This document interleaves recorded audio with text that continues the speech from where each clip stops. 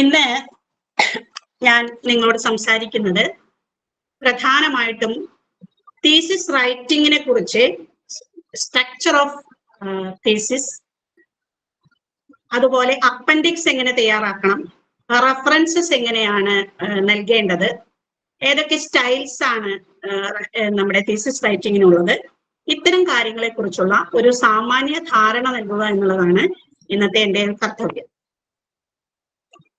NV കൃഷ്ണവാര്യരുടെ പ്രസിദ്ധമായിട്ടുള്ള ഒരു കവിതയുണ്ട്.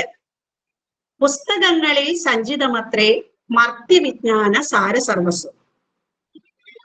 പുസ്തകങ്ങളിലാണ് മർത്യവിജ്ഞാനത്തിന്റെ സാരസർവസ്വം എന്ന് NV Krishna Warrier വളരെ നാളുകൾക്ക് മുൻപ് എഴുതി വച്ചിട്ടുണ്ട്.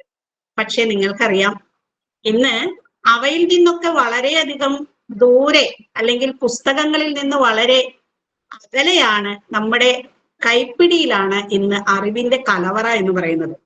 അത്തരത്തിൽ ഒരു കാലത്ത്, ഒരുപാട് സാങ്കേതിക വിദ്യകൾ സഹായത്തിനുള്ള ഒരു കാലത്ത് ഗവേഷണത്തിൽ ശ്രദ്ധിക്കേണ്ട കാര്യങ്ങൾ എന്തൊക്കെയാണ്, ഗവേഷണത്തിനെ എങ്ങനെയാണ് നിങ്ങൾ സംവിധാനം ചെയ്യുന്നത്, അത്തരം കാര്യങ്ങളാണ് ഞാൻ ഈ ക്ലാസ്സിൽ പറയാനായിട്ട് ഉദ്ദേശിക്കുന്നത്. ഞാനൊരു മലയാള അധ്യാപിക ആയതുകൊണ്ട് തന്നെ കൂടുതൽ ഉദാഹരണങ്ങൾ മലയാളത്തിൽ നിന്ന് എടുക്കും. മറ്റ് വിഷയങ്ങളിൽ ചെയ്യുന്നവർക്ക് ഞാൻ ഈ ക്ലാസ്സിന് ശേഷം നിങ്ങൾക്ക് അതിന്റെ ലിങ്കുകൾ ഷെയർ ചെയ്ത് തരാം, മറ്റു ഭാഷകളിലുള്ളവർക്കൊക്കെ സഹായകമാകുന്ന രീതിയിൽ. സാധാരണയായിട്ട് പറയാറുണ്ട്, ഗവേഷണം എന്ന് പറയുന്നത് ഒരു കലയാണ് എന്ന് പറയാറുണ്ട്. എന്താണ് ഈ കലയുടെ പ്രത്യേകത? ആ കലയിലെ ഏത് ശാഖയിൽ വേണമെങ്കിലും ഗവേഷണം ചെയ്യാനുള്ള സാധ്യതയുണ്ട്. ഏത് ശാഖയിൽ വേണമെങ്കിലും ചെയ്യാം ഗവേഷണം എന്ന് പറയുന്ന കല. പക്ഷെ നമ്മൾ നിർമ്മിക്കുന്ന ഈ കലാരൂപത്തിനെ, അല്ലെങ്കിൽ ഈ നിങ്ങളുടെ സ്വന്തമായിട്ടുള്ള അറിവും കഴിവും ഉപയോഗിച്ച് നിർമ്മിക്കുന്ന ഈ കലാരൂപത്തിന് ചില പ്രത്യേകതകൾ വേണം. അതിന്റെ ഏറ്റവും വലിയ പ്രത്യേകത എന്ന് പറയുന്നത് അതിന് ഒരു രീതിശാസ്ത്രം ഉണ്ടായിരിക്കണം, ഒരു മെത്തഡോളജി ഉണ്ടായിരിക്കണം എന്നുള്ളതാണ്. ഈ മെത്തഡോളജി വിശദീകരിച്ച്, അന്വേഷിച്ച്, ഗവേഷണാത്മകമാക്കി നിങ്ങൾ ഒരു പ്രോജക്റ്റ് സബ്മിറ്റ് ചെയ്യുമ്പോഴാണ് അത് നിങ്ങൾക്ക് മാത്രമല്ല സമൂഹത്തിനും വളരെ ഉപകാരപ്രദമായിട്ടുള്ള ഒന്നായിട്ട് മാറുന്നത്. അപ്പോ ഗവേഷണത്തിന് ഇറങ്ങിത്തിരിക്കുന്ന വിദ്യാർത്ഥിക്ക് ആദ്യമായിട്ട് വേണ്ട 2 ഘടകങ്ങൾ ഇതിനകത്ത് തന്നെ പറയുന്നുണ്ട്. അതിലെ 2 പ്രധാനപ്പെട്ട ഘടകങ്ങളിൽ ഒന്ന് ശാസ്ത്രീയതയാണ്, രണ്ടാമത്തേത് ക്രമബദ്ധമായിട്ടുള്ള അന്വേഷണമാണ്. ഈ 2 ഘടകമുള്ള വിദ്യാർത്ഥി മാത്രമേ ഗവേഷണം എന്ന് പറയുന്ന പ്രക്രിയയിലേക്ക് കടന്നു വരാൻ പാടുള്ളൂ. അപ്പൊ ഒന്നാമത്തേത്, അതിപ്പോ മാനവിക വിഷയങ്ങളാണെങ്കിലും ശാസ്ത്രീയ വിഷയങ്ങൾക്ക് പിന്നെ ഓൾറെഡി അത് തന്നെയാണ് അതിന്റെ രീതി. മാനവിക വിഷയങ്ങളാണെങ്കിലും ശാസ്ത്രീയ വിഷയങ്ങളായാലും 2 രീതിയിലാണ്. ഈ 2 രീതി സമന്വയിക്കുമ്പോൾ ഏറ്റവും പ്രധാനമായിട്ട് ഒരു ഗവേഷകന്റെ മുന്നിൽ ഉണ്ടായിരിക്കേണ്ടത് 2 കാര്യങ്ങളൊന്ന് ശാസ്ത്രീയത. ഈ ശാസ്ത്രീയതയെ കുറിച്ച് പറഞ്ഞാൽ അതിലെ ഏറ്റവും പ്രധാനപ്പെട്ട കാര്യം എന്ന് പറയുന്നത് വസ്തുനിഷ്ഠതയാണ്. ഇപ്പൊ മാനവിക വിഷയങ്ങളിൽ ചെയ്യുന്ന ആളുകൾക്ക് എന്തിനാണ് ശാസ്ത്രീയത എന്ന് ചോദിച്ചാൽ, അവരുടെ ആ ഗവേഷണ പ്രബന്ധത്തിലെ വസ്തുനിഷ്ഠതയാണ്, അവിടെ ഒബ്ജക്റ്റിവിറ്റിയാണ് അവിടുത്തെ ശാസ്ത്രീയതയായിട്ട് കണക്കാക്കുക. രണ്ടാമത്തെ കാര്യം എന്ന് പറയുന്നത് ക്രമബദ്ധമായി കാര്യങ്ങൾ അടക്കാനുള്ള കഴിവാണ്. ക്രമബദ്ധം എന്ന് പറയുന്നതിന് ചിട്ട എന്നുകൂടി ഒരു അർത്ഥമുണ്ട്. നമുക്കറിയാം, നമ്മുടെ ജീവിതത്തിന് ഒരു ചിട്ട ഉണ്ടാകുന്നത് വളരെ നല്ലതാണ്. ഇപ്പൊ നമ്മൾ ചിട്ടയിൽ നിന്നൊക്കെ വ്യതിചലിച്ചു തുടങ്ങി, എങ്കിലും ജീവിതത്തിന് ഒരു ചിട്ട ഉണ്ടാകുന്നത് വളരെ നല്ലതാണ് എന്ന് തോന്നാറുണ്ട്.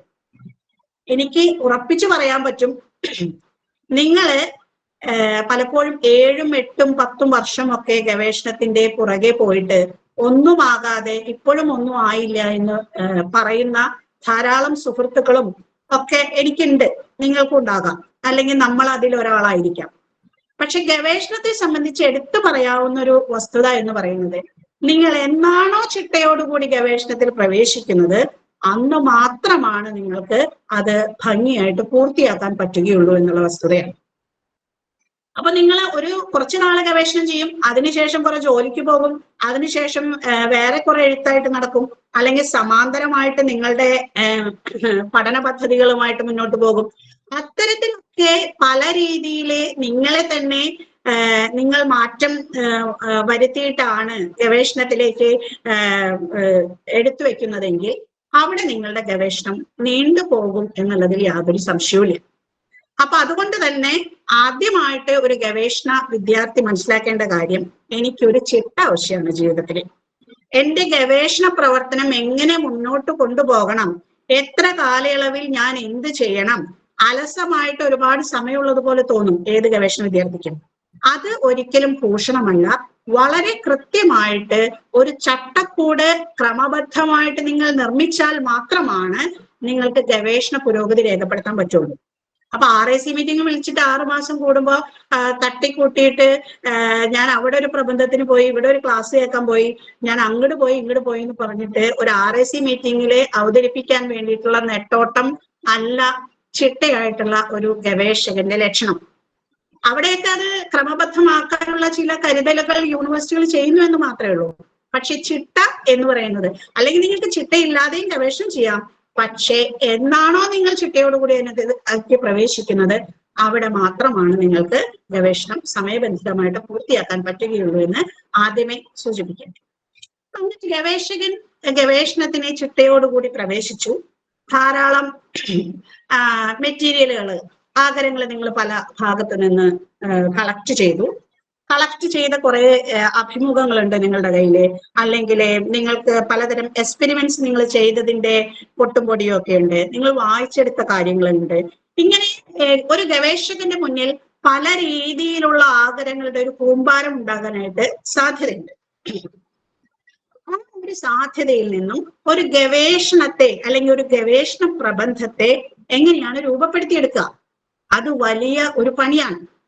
ഏതൊക്കെ ഇപ്പോ ഞാൻ നേരത്തെ സൂചിപ്പിച്ചു, പുസ്തകങ്ങളിൽ നിന്നല്ലാത്ത അറിവുകളുടെ കലവറയാണ് നമ്മുടെ കൈപ്പിടിയിൽ എന്ന് നമ്മൾ പറഞ്ഞു. അപ്പോ നമുക്കറിയാം ഇഷ്ടം പോലെ സോഴ്സുകളുണ്ട്. അപ്പൊ സോഴ്സുകൾ അധികമായാലും പ്രശ്നമാണ്. ധാരാളം സോഴ്സുകളാണ്. ഈ സോഴ്സുകൾ എങ്ങനെയാണ് നമ്മുടേതാക്കുക, ഇതിലേതാണ് ആധികാരികമായിട്ടുള്ള സോഴ്സുകൾ, ഇതെല്ലാം ഒരു ഗവേഷകൻ കൃത്യമായിട്ട് മനസ്സിലാക്കേണ്ടിയിരിക്കുന്ന വസ്തുതയാണ്. അത് മനസ്സിലാക്കിയില്ലെങ്കിൽ ഗവേഷണത്തിൽ ധാരാളം പാളിച്ചകൾ വരാനായിട്ട് സാധ്യതയുണ്ട്.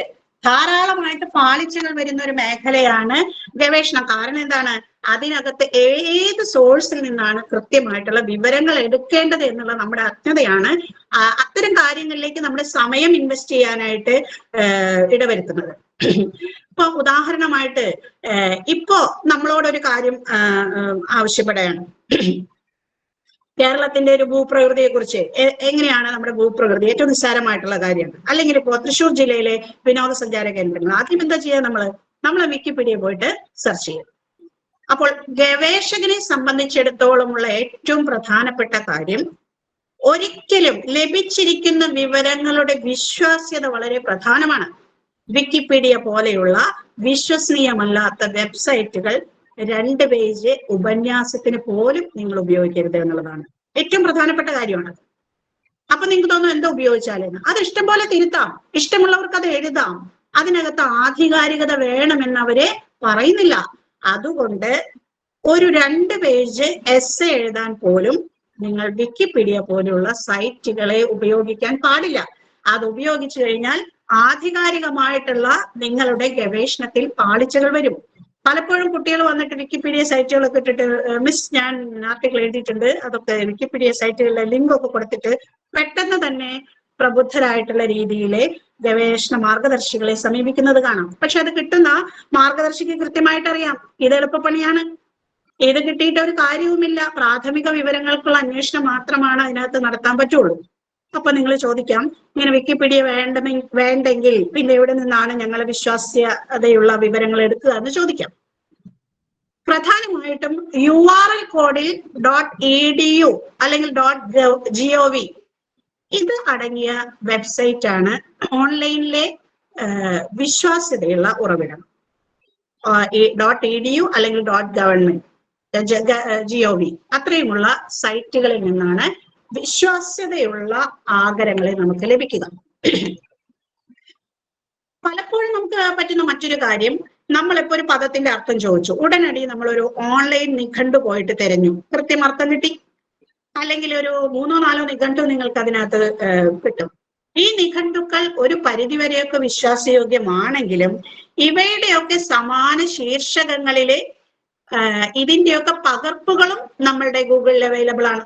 അപ്പോൾ അതുകൊണ്ട് തന്നെ അതും വളരെ സൂക്ഷ്മതയോടുകൂടി മാത്രമാണ് ഒരു ഗവേഷക അല്ലെങ്കിൽ ഗവേഷകൻ സമീപിക്കേണ്ടത്. ഇനി മറ്റ് എന്തൊക്കെ വിശ്വസനീയമായിട്ടുള്ള ഉറവിടങ്ങളാണ് ഉള്ളത് എന്ന് നമുക്ക് പരിശോധിച്ച് നോക്കാം. എവിടെയൊക്കെയാണ് നമുക്ക് ഉപയോഗിക്കാൻ പറ്റിയ ഉറവിടങ്ങൾ ഉള്ളത്? പ്രധാനമായിട്ടും പുസ്തകങ്ങളുടെ കാര്യമെടുത്താല് കഴിഞ്ഞ ഒരു 10 വർഷത്തിനുള്ളിൽ പ്രസിദ്ധീകരിച്ച പുസ്തകങ്ങളിൽ നിന്നായിരിക്കണം ഗവേഷകരെ അവരുടെ അഭിപ്രായങ്ങളൊക്കെ രേഖപ്പെടുത്താനായിട്ട്. കാരണം എന്താണ്, നമുക്കറിയാം ഒരു 10 വർഷം മുൻപുള്ള ഒരു ജീവിത സാഹചര്യത്തിലല്ല, മറ്റേ നമ്മളൊരു ജനറേഷൻ ഗ്യാപ്പ് എന്നൊക്കെ പറയുമ്പോൾ ഒരു 20 വർഷമൊക്കെയാണ് അതിന്റെ ഒരു കണക്ക്. ഇന്നത്തെ ജനറേഷൻ ഗ്യാപ്പ് എന്ന് പറയുന്നത് വേണമെങ്കിൽ ഒരു 5 കൊല്ലത്തിലേക്ക് അല്ലെങ്കിൽ ഒരു 3 കൊല്ലത്തിലേക്കൊക്കെ ചുരുങ്ങിപ്പോയിരിക്കുന്നത് കാണാം അല്ലെ. 3 വർഷം പുറകിലുള്ളവരെ നമ്മളെക്കാളൊക്കെ വളരെ ഇംപ്രൂവ്ഡ് ആയിട്ട് ടെക്നോളജിയിൽ മുന്നോട്ട് പോകുന്നത് കാണാം. അതുകൊണ്ട് തന്നെ വിശ്വസനീയമായിട്ടുള്ള ഉറവിടങ്ങളെ നമ്മൾ പുതുക്കിയെടുക്കേണ്ടിയിരിക്കുന്നു.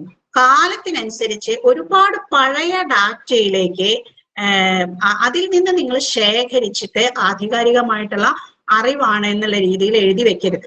എന്നാൽ ചില ഘട്ടങ്ങളിൽ അപ്പൊ നിങ്ങൾ ചോദിക്കും 10 വർഷത്തിന് മുൻപ് എഴുതിയതൊക്കെ ഇപ്പൊ വെറുതെ ആയി പോയോ എന്ന് ചോദിക്കും. നമുക്കറിയാം വളരെയധികം ആദരണീയരായിട്ടുള്ള എഴുത്തുകാരുടെ കൃതികൾ, അവരുടെ വർക്ക്, ഇപ്പൊ ഐൻസ്റ്റീനെ പോലെയുള്ളവർ, ഇപ്പൊ ഞങ്ങളുടെയൊക്കെ സാഹിത്യത്തിൽ കുഞ്ചൻ നമ്പ്യാരോ അല്ലെങ്കിൽ എഴുത്തച്ഛനോ അവരുടെയൊക്കെ കൃതികൾ ഉപേക്ഷിക്കണോ? അതിന് 10 വർഷമാണോ കാലാവധി? അല്ല. അത്ര വളരെ പ്രഗത്ഭരായിട്ടുള്ള ആളുകളുടെ എഴുത്തുകളും കൃതികളും നിങ്ങൾക്ക് ധൈര്യമായിട്ട് ഉപയോഗിക്കാം. കാരണം എന്താണ്, അത് കാലഘട്ടങ്ങളോളം വായിക്കുകയും പുതുക്കപ്പെടുകയും അതിനകത്തെ വിജ്ഞാനം ഇന്നും പഴക്കമില്ലാതെ നിൽക്കുകയും ചെയ്യുന്ന ഒന്നാണ്. അപ്പൊ അതുകൊണ്ട് അതൊക്കെ നിങ്ങൾക്ക് വിശ്വസനീയമായിട്ടുള്ള രേഖകളായിട്ട് ഉപയോഗിക്കാം. പിന്നെ നിങ്ങൾക്ക് ഉപയോഗിക്കാൻ പറ്റുന്ന മറ്റൊന്ന് വിദ്യാഭ്യാസ അല്ലെങ്കിൽ സർക്കാർ സ്ഥാപനങ്ങളുടെ വെബ്സൈറ്റുകളിൽ നിന്ന് എടുക്കുന്ന ഡാറ്റയും വിശ്വസനീയമായിട്ടുള്ള മറ്റൊരു ഉറവിടമാണ്.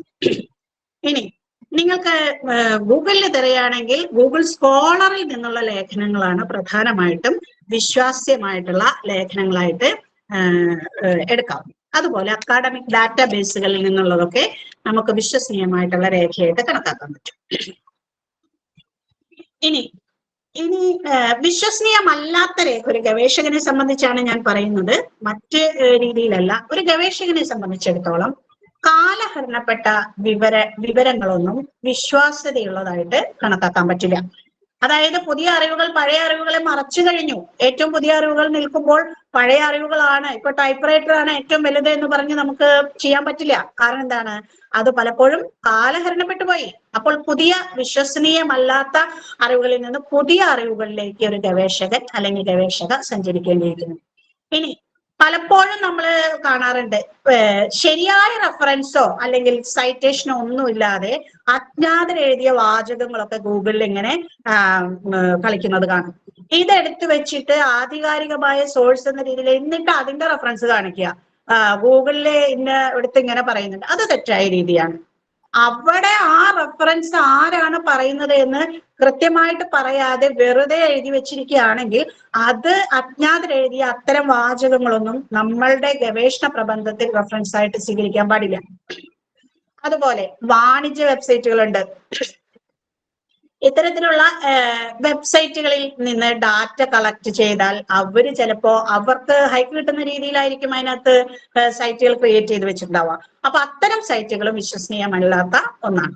ഇനി ചില ലേഖനങ്ങൾ നിങ്ങൾ കാണാം, ലേഖനങ്ങൾക്ക് അവലംബങ്ങളൊന്നുമില്ലാതെ, ആധികാരികമായ ഗ്രന്ഥസൂചികളോ അവലംബങ്ങളോ ഒന്നുമില്ലാതെ രചിച്ചു വെച്ചിരിക്കുന്ന ലേഖനങ്ങൾ വിശ്വാസയോഗ്യമാണോ? അല്ല എന്ന് വേണം പറയാൻ. അവയെ നമുക്ക് എടുക്കാൻ പറ്റില്ല. അതുപോലെ ബ്ലോഗുകളിൽ പോസ്റ്റുകൾ കാണാറുണ്ട്, ബ്ലോഗ് പോസ്റ്റുകൾ. ഇത്തരം ബ്ലോഗ് പോസ്റ്റുകളൊക്കെ ഉപയോഗിച്ച് നമുക്ക് ഗവേഷണത്തിനകത്ത് സഹായകമായ ഡാറ്റ ഉണ്ടാക്കാൻ പറ്റുമോ? അതും വിശ്വസനീയമായ ഒന്നായിട്ട് നമുക്ക് കണക്കാക്കാൻ പറ്റില്ല. അപ്പോൾ ഗവേഷകർക്ക് ആവശ്യമായിട്ടുള്ള അതായത് തീസിസിന്റെ സ്ട്രക്ചർ, ഘടന നിർമ്മിക്കുമ്പോൾ വിശ്വസനീയമായിട്ടുള്ള ഡാറ്റകളിൽ നിന്ന് വേണം വിവരം ശേഖരിക്കാൻ എന്നുള്ളതാണ് ഞാനിപ്പോൾ സൂചിപ്പിച്ച കാര്യം. ഇനി ഒരു ഗവേഷകരെ സംബന്ധിച്ചിടത്തോളം നമുക്കറിയാം സാങ്കേതിക വിദ്യയുടെ സഹായം എന്ന് പറയുന്നത് ഗവേഷകർക്ക് അത്യന്താപേക്ഷിതമായിട്ടുള്ള ഒന്നാണ് ഇന്നത്തെ കാലഘട്ടത്തിൽ. അപ്പൊ അവിടെ ഏറ്റവും ആധികാരികമായിട്ട് നമുക്ക് സ്വതന്ത്രമായിട്ട് ആക്സസ് ചെയ്യാവുന്ന ഒരു വെബ് സെർച്ച് എഞ്ചിനാണ് ഗൂഗിൾ സ്കോളർ എന്ന് പറയുന്നത്.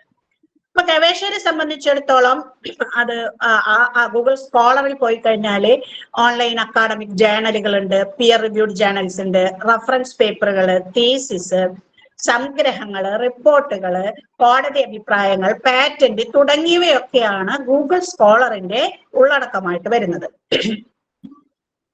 അപ്പൊ അവിടെ കൃത്യമായിട്ട് ഇത് എവിടെ നിന്നാണ് കിട്ടിയത് എന്നൊക്കെ പറയുന്നത് പലപ്പോഴും ഇത്തരം കാര്യങ്ങൾ തിരിച്ചറിയാനായിട്ട് ഗൂഗിൾ സ്കോളർ റോബോട്ടുകൾ ഉപയോഗിച്ചിട്ടാണ് ചെയ്യുന്നതെന്നാണ് പറയുന്നത്. അപ്പൊ കൃത്യമായിട്ടുള്ള ഡാറ്റ കിട്ടാനായിട്ട് ഗവേഷകൻ ഉപയോഗിക്കാൻ പറ്റുന്ന ഒരു സംഭവമാണ് ഗൂഗിൾ സ്കോളർ എന്ന് പറയുന്നത്. അതിനകത്ത് ഉള്ള ഡാറ്റകൾ നമുക്ക് ഉപയോഗിക്കാനായിട്ട് സാധിക്കും. അതുപോലെ തന്നെ റിസർച്ച് ഗേറ്റ്, അവിടെ റിസർച്ച് ഗേറ്റ് പോലെയുള്ള സ്ഥലങ്ങളിൽ ശാസ്ത്രജ്ഞർക്കും ഗവേഷകർക്കും ഒക്കെയാണ് ഇമ്പോർട്ടൻസ് കൊടുക്കുന്നത്. അവർക്ക് പേപ്പറുകൾ പങ്കിടാനായിട്ട്, ചോദ്യങ്ങൾ ചോദിക്കാനായിട്ട്, ഉത്തരം നൽകാനായിട്ട്, അതുപോലെ ചില സഹകാരികളെ നമുക്ക് അതിനുള്ളിൽ നിന്ന് കണ്ടെത്തിയിട്ട് സോഷ്യൽ നെറ്റ്വർക്കിംഗ് ഈ സൈറ്റ് ഉപയോഗിച്ച് നമ്മളുടെ ഡാറ്റയ്ക്ക്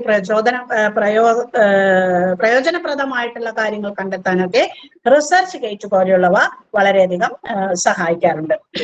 2018 കണക്കനുസരിച്ച് റിസർച്ച് ഗേറ്റിന് 15 ദശലക്ഷത്തിലധികം ഉപഭോക്താക്കൾ ഉണ്ട് എന്നാണ് പറയുന്നത്. അതിന് പ്രത്യേകമായിട്ടുള്ള രജിസ്ട്രേഷൻ ഒന്നും ആവശ്യമില്ല. ഏതെങ്കിലും ഒരു അംഗീകൃത സ്ഥാപനത്തിന്റെ ഇമെയിൽ ഉപയോഗിച്ച് നമുക്ക് റിസർച്ച് ഗേറ്റ് പോലെയുള്ളവ ഉപയോഗിക്കാനായിട്ട് സാധിക്കും. അതുപോലെ അതിൽ നിന്ന് നിങ്ങൾക്ക് നിങ്ങളുടെ സമാനമായിട്ടുള്ള വർക്ക് ചെയ്ത ഉപഭോക്താക്കളെയൊക്കെ പിന്തുടരാനൊക്കെ കഴിയും. അങ്ങനെ ധാരാളം ഗവേഷണാത്മകമായിട്ടുള്ള കാര്യങ്ങൾ റിസർച്ച് ഗേറ്റ് പോലെയുള്ള വെബ്സൈറ്റുകളിൽ നിന്ന് നിങ്ങൾക്ക് ലഭ്യമാണ്. ഇനി അക്കാദമിയ വീഡിയോ എന്ന് പറയുന്ന അക്കാഡമിക് ലേഖനങ്ങൾക്കായിട്ടുള്ള ലാഭേച്ഛയില്ലാതെ പ്രവർത്തിക്കുന്ന മറ്റൊരു തുറന്ന ശേഖരമുണ്ട്. അവിടെ രജിസ്റ്റർ ചെയ്യണം. രജിസ്റ്റർ ചെയ്തവർക്ക് എല്ലാ ഡാറ്റകളും നമുക്ക് ഉപയോഗിക്കാൻ പറ്റും. പക്ഷെ അധിക ഫീച്ചറൊക്കെ വരുമ്പോൾ ഈ അക്കാഡമിയിലൊക്കെ കുറച്ച് പൈസയൊക്കെ കൊടുക്കേണ്ടി വരും. എങ്കിലും വളരെയധികം പ്രയോജനകരമായിട്ടുള്ള ഒരു സൈറ്റാണ് academia.edu എന്ന് പറയുന്നത്. 150 ദശലക്ഷത്തിലധികം ഗവേഷകരാണ് ഇതിനകത്ത്, ഗവേഷകരും ഇൻട്രസ്റ്റ് ഉള്ള ആളുകളുമാണ് ഇതിനകത്ത് രജിസ്റ്റർ ചെയ്തിരിക്കുന്നത്. 40 ലക്ഷത്തിലധികം പേപ്പറുകൾ ലഭ്യമാകുന്ന ഒരു സൈറ്റ് കൂടിയാണ് ഇത്. മെന്റലി എന്ന് പറയുന്ന മറ്റൊരു സൈറ്റ് ഉണ്ട്. ഇതും പണ്ഡിതോചിതമായിട്ടുള്ള ലേഖനങ്ങൾക്ക്, ഗ്രിഗർ മെന്റലിന്റെ ഒക്കെ ഒരു പേരിലാണ് ഇത് അറിയപ്പെടുന്നത്. 3 ജർമ്മൻ വിദ്യാർത്ഥികളാണ് ഈ ഒരു സൈറ്റ് ആരംഭിച്ചത്. ഇതും വളരെ പ്രയോജനകരമായിട്ടുള്ള ഓപ്പൺ ആക്സസ് ആയിട്ടുള്ള സോഴ്സുകളാണ്. ഓപ്പൺ ആക്സസ് ഡയറക്ടറിയാണ്, ചിലത് ഞാനിവിടെ സൂചിപ്പിച്ചിട്ടുണ്ട്. Open access tracking project community contributed content about open access development side link ആണ് അതിന്റെ താഴെ കൊടുത്തിരിക്കുന്നത്. Peter Suber's open access overview, അതിന്റെ link. Peter Suber's very brief introduction to open access, അതിന്റെ ലിങ്ക് കൊടുത്തിട്ടുണ്ട്.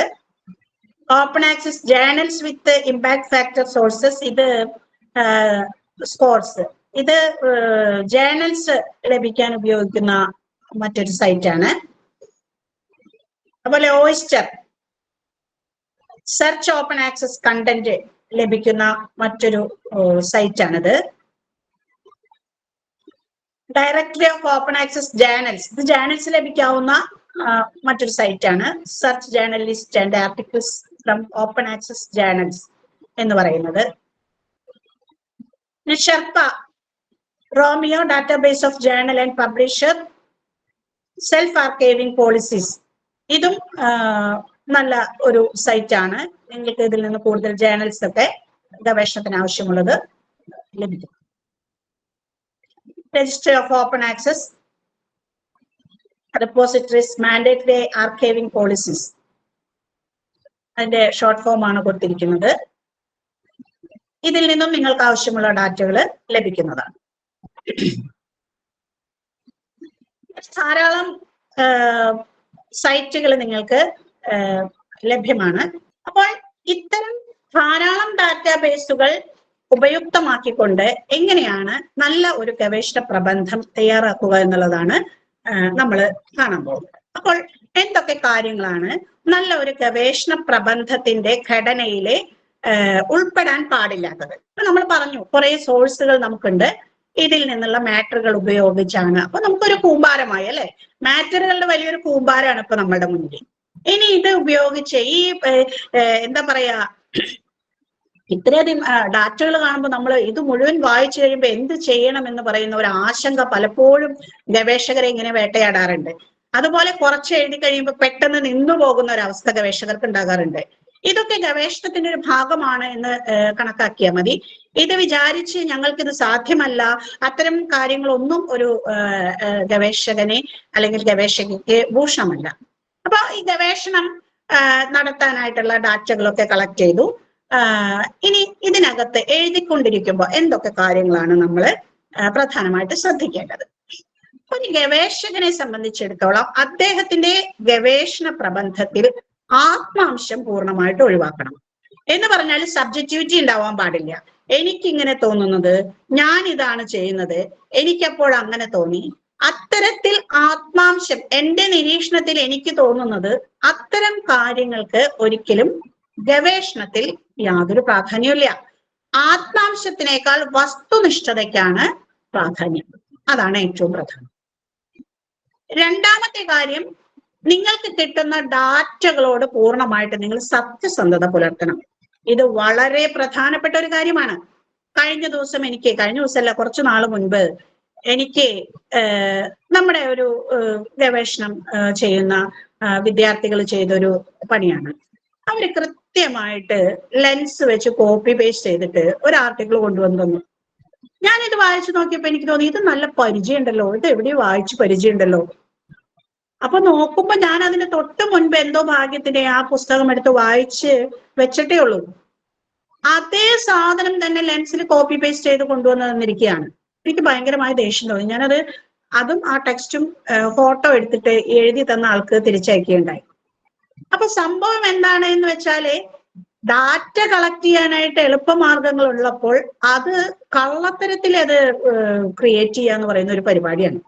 ഗവേഷകനെ സംബന്ധിച്ചിടത്തോളം ഒട്ടും ഭൂഷണമല്ലാത്തൊരു കാര്യമാണ്. ഇപ്പൊ ഞങ്ങൾ മാർഗദർശികൾ ചെയ്തുകൊണ്ടിരിക്കുന്ന വലിയൊരു പ്രവൃത്തി എന്താണെന്ന് വെച്ചാൽ, വലിയ വലിയ അധ്യാപകരുടെ ഒക്കെ പ്രബന്ധങ്ങളാണ് ഞങ്ങളുടെ കുട്ടികളുടെ പ്രബന്ധങ്ങളാണ് വിചാരിച്ച് തിരുത്തിക്കൊണ്ടിരിക്കുന്നത്. അത് എത്രമാത്രം ഞങ്ങളെ സംബന്ധിച്ചിടത്തോളം മാനസിക വിഷമം ഉണ്ടാക്കുന്നു എന്ന് പറഞ്ഞാൽ തീരില്ല. അത്തരത്തിൽ ഗവേഷണം ചെയ്യുന്ന വിദ്യാർത്ഥിക്ക് യാതൊരു ഗവേഷണ പുരോഗതിയും രേഖപ്പെടുത്താൻ പറ്റില്ല. കാരണം അപ്പുറത്താളെ എഴുതൽ നിർത്തി കഴിഞ്ഞാൽ നമ്മുടെ നിൽക്കുമല്ലോ. അപ്പൊ അത്തരത്തിൽ ദത്തങ്ങളോട് സത്യസന്ധത പുലർത്താത്ത ഒരു ഗവേഷകനെ ഒരിക്കലും നമുക്ക് വിശ്വസിക്കാൻ പറ്റില്ല. അവരുടെ ഗവേഷണത്തെ നമ്മൾ പുറന്തള്ളേണ്ടിയിരിക്കുന്നു, അത്തരം ഗവേഷകർ. അപ്പൊ നമുക്ക് കിട്ടുന്ന ഡാറ്റകളോട് നമ്മൾ വളരെയധികം സത്യസന്ധത പുലർത്തണം. അതുപോലെ മറ്റൊരാൾ എഴുതി വെച്ച് അയാള് റെഫറൻസ് കാണിച്ചിരിക്കുന്ന കാര്യം അതേപടി തന്നെ പകർത്തി എഴുതുക, അതേപടി. അപ്പൊ എന്താ വെച്ചാൽ ഒറിജിനൽ ടെക്സ്റ്റ് നോക്കാതെയുള്ള പകർത്തലുകളാണ്. അതൊന്നും ഗവേഷണത്തിലെ സത്യസന്ധമായ ഒരു ഗവേഷണത്തിൽ ചെയ്യാൻ പാടില്ലാത്തതാണ്. അതുപോലെ പൂർണ്ണമായിട്ടും ഏതെങ്കിലുമൊക്കെ തിയറികൾ ഗൂഗിൾ ട്രാൻസ്ലേറ്റ് വെച്ച് ട്രാൻസ്ലേറ്റ് ചെയ്തിട്ട് അത് സ്വന്തം തിയറിയാണെന്ന് പറഞ്ഞ് അവതരിപ്പിക്കുക, അതൊന്നും സത്യസന്ധമായിട്ടുള്ള ഒരു ഗവേഷണത്തിന് യോജിച്ച കാര്യങ്ങളല്ല.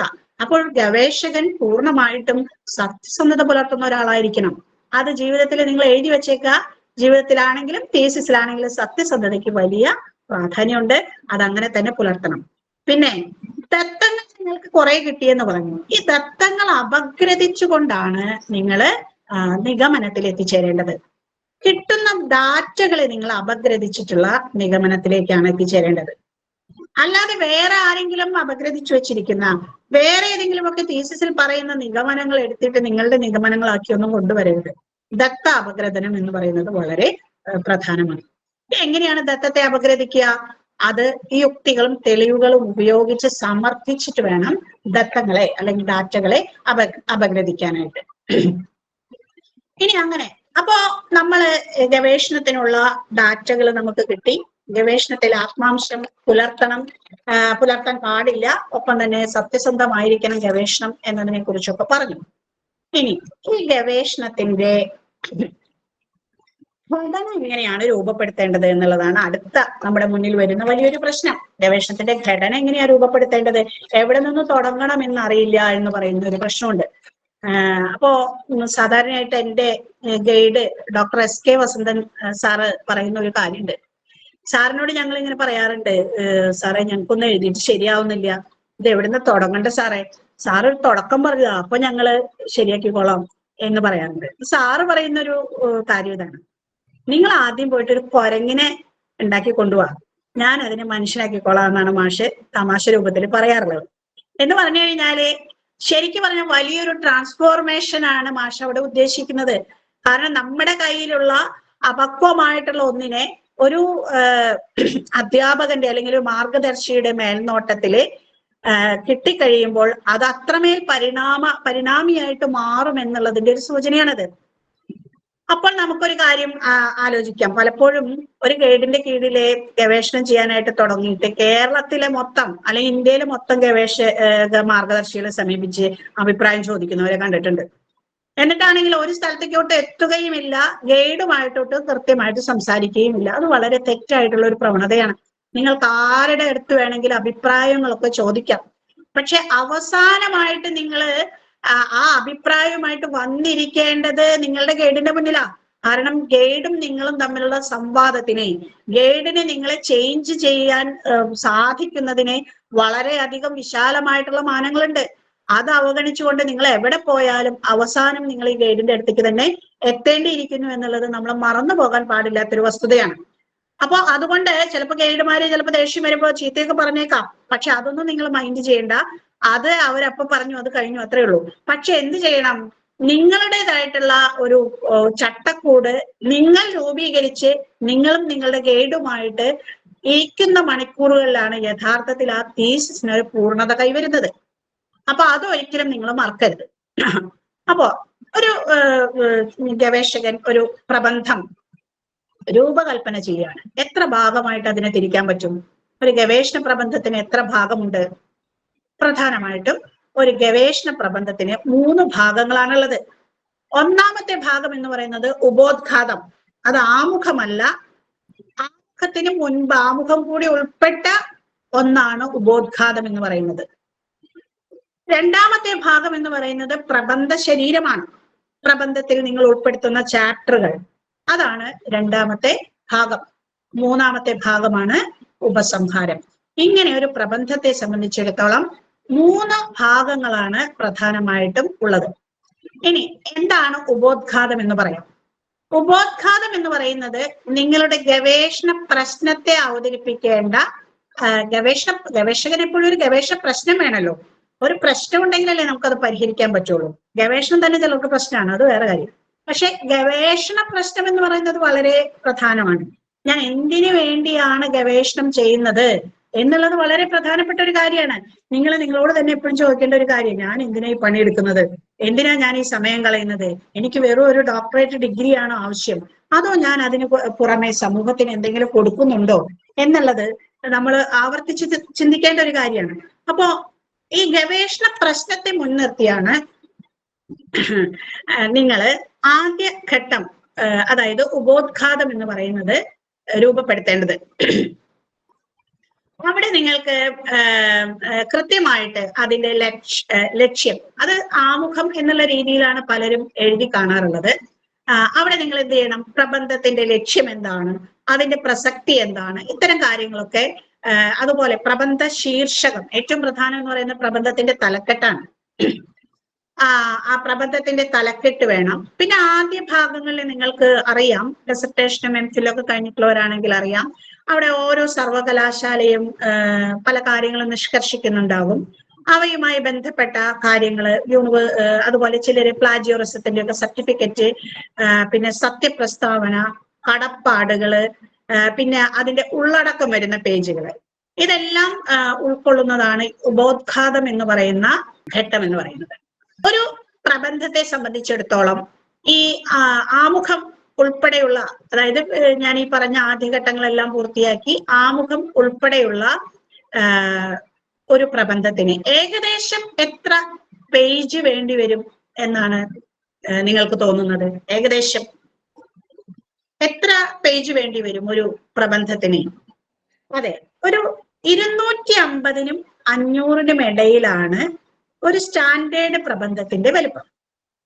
ഒരു 250-നും 500-നും ഇടയിലാണ് ഗവേഷണ പ്രബന്ധങ്ങളുടെ ഒരു സ്റ്റാൻഡേർഡ് പ്രബന്ധത്തിന്റെ വലുപ്പം.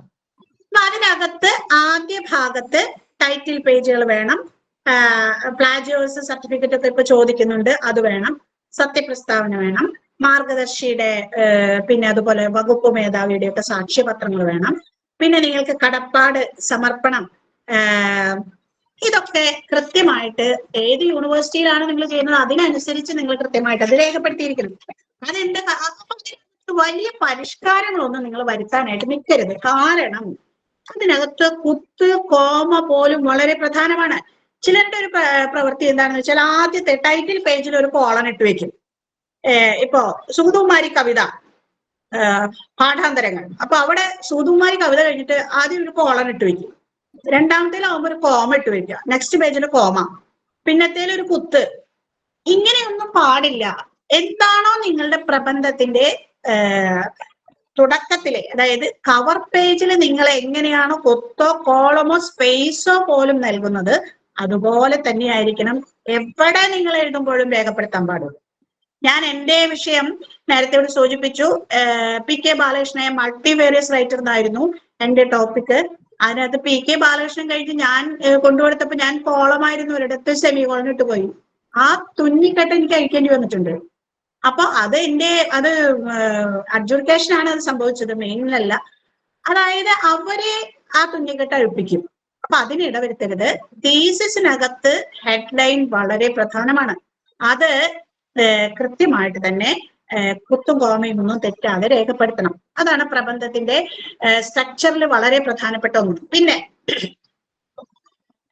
ചിലപ്പോൾ നിങ്ങളെ ഭയങ്കരമായി സത്യസന്ധത കാണിക്കാനായിട്ട് ഇടയുണ്ട്. അതായത് നിങ്ങൾ കടപ്പാട് രേഖപ്പെടുത്തുമ്പോൾ വളരെയധികം അങ്ങോട്ട് വിനീതരായിട്ട് മാറുന്നത് കാണാം. എൻ്റെ അച്ഛൻ, എൻ്റെ അമ്മ, നാട്ടുകാര്, വീട്ടുകാർ, ഇവർക്കൊക്കെ കൂടി നിങ്ങൾ നന്ദി പറയുന്ന രീതി. അതിൻ്റെ ഇടയിൽ കൂടെ ചിലപ്പോൾ നിങ്ങൾ പറയും, എൻ്റെ ഈ അടുത്ത കാലത്ത് ഒരു ഫേസ്ബുക്ക് പോസ്റ്റ് ഞാൻ ശ്രദ്ധിച്ചതാണ്. അവിടെ ആ കുട്ടി ഡോക്ടറേറ്റ് കിട്ടിയതിന് ശേഷം ഫേസ്ബുക്കിൽ കുറിപ്പിട്ടു, വൈകാരികമായ ഒരു കുറിപ്പ് എഴുതാറുണ്ടല്ലോ, അത് എഴുതി വെച്ചിരിക്കുകയാണ്, ഗൈഡിന്റെ ചുവന്ന മഷി തൊടാതെ ഈ തീസിസ് സബ്മിറ്റ് ചെയ്യാൻ സാധിച്ചതിൽ ഗൈഡിനോടുള്ള അഗൈതവുമായ നന്ദി രേഖപ്പെടുത്തി കുട്ടി. ഇത് വായിക്കുന്ന ഒരാളുടെ മനസ്സിൽ എന്താ ഉണ്ടാവുന്നത്? എന്തൊക്കെ സംഭവിച്ച തിരുത്താതെയാണോ തീസിസ് വെച്ചതെന്നല്ലേ ചോദ്യം. അപ്പൊ അത്തരത്തിലുള്ള മണ്ടൻ ഐഡിയകളൊന്നും നമ്മളുടെ തീസിസിനകത്ത് നമ്മൾ വരുത്തരുത്. എന്റെ പ്രൂഫ് നോക്കി തന്നത് എൻ്റെ അച്ഛന്റെ ഇളയച്ഛന്റെ മോനാണ് എന്നൊക്കെ പറഞ്ഞു കഴിഞ്ഞാൽ അത് ചിലപ്പോ പ്രൂഫ് നോക്കിയതിലായിരിക്കും കംപ്ലൈന്റ്. നിങ്ങൾ മനസ്സിലാക്കേണ്ട ഒരു കാര്യം, നിങ്ങൾ വെക്കുന്ന ഈ തീസിസ് എന്ന് പറയുന്നത് അതൊരു പരീക്ഷാ പേപ്പറാണ്. നിങ്ങളൊരു പരീക്ഷാ പേപ്പർ എഴുതി കൊടുക്കുന്നത്, അതിന് വാല്യുവേഷൻ ഉണ്ട്.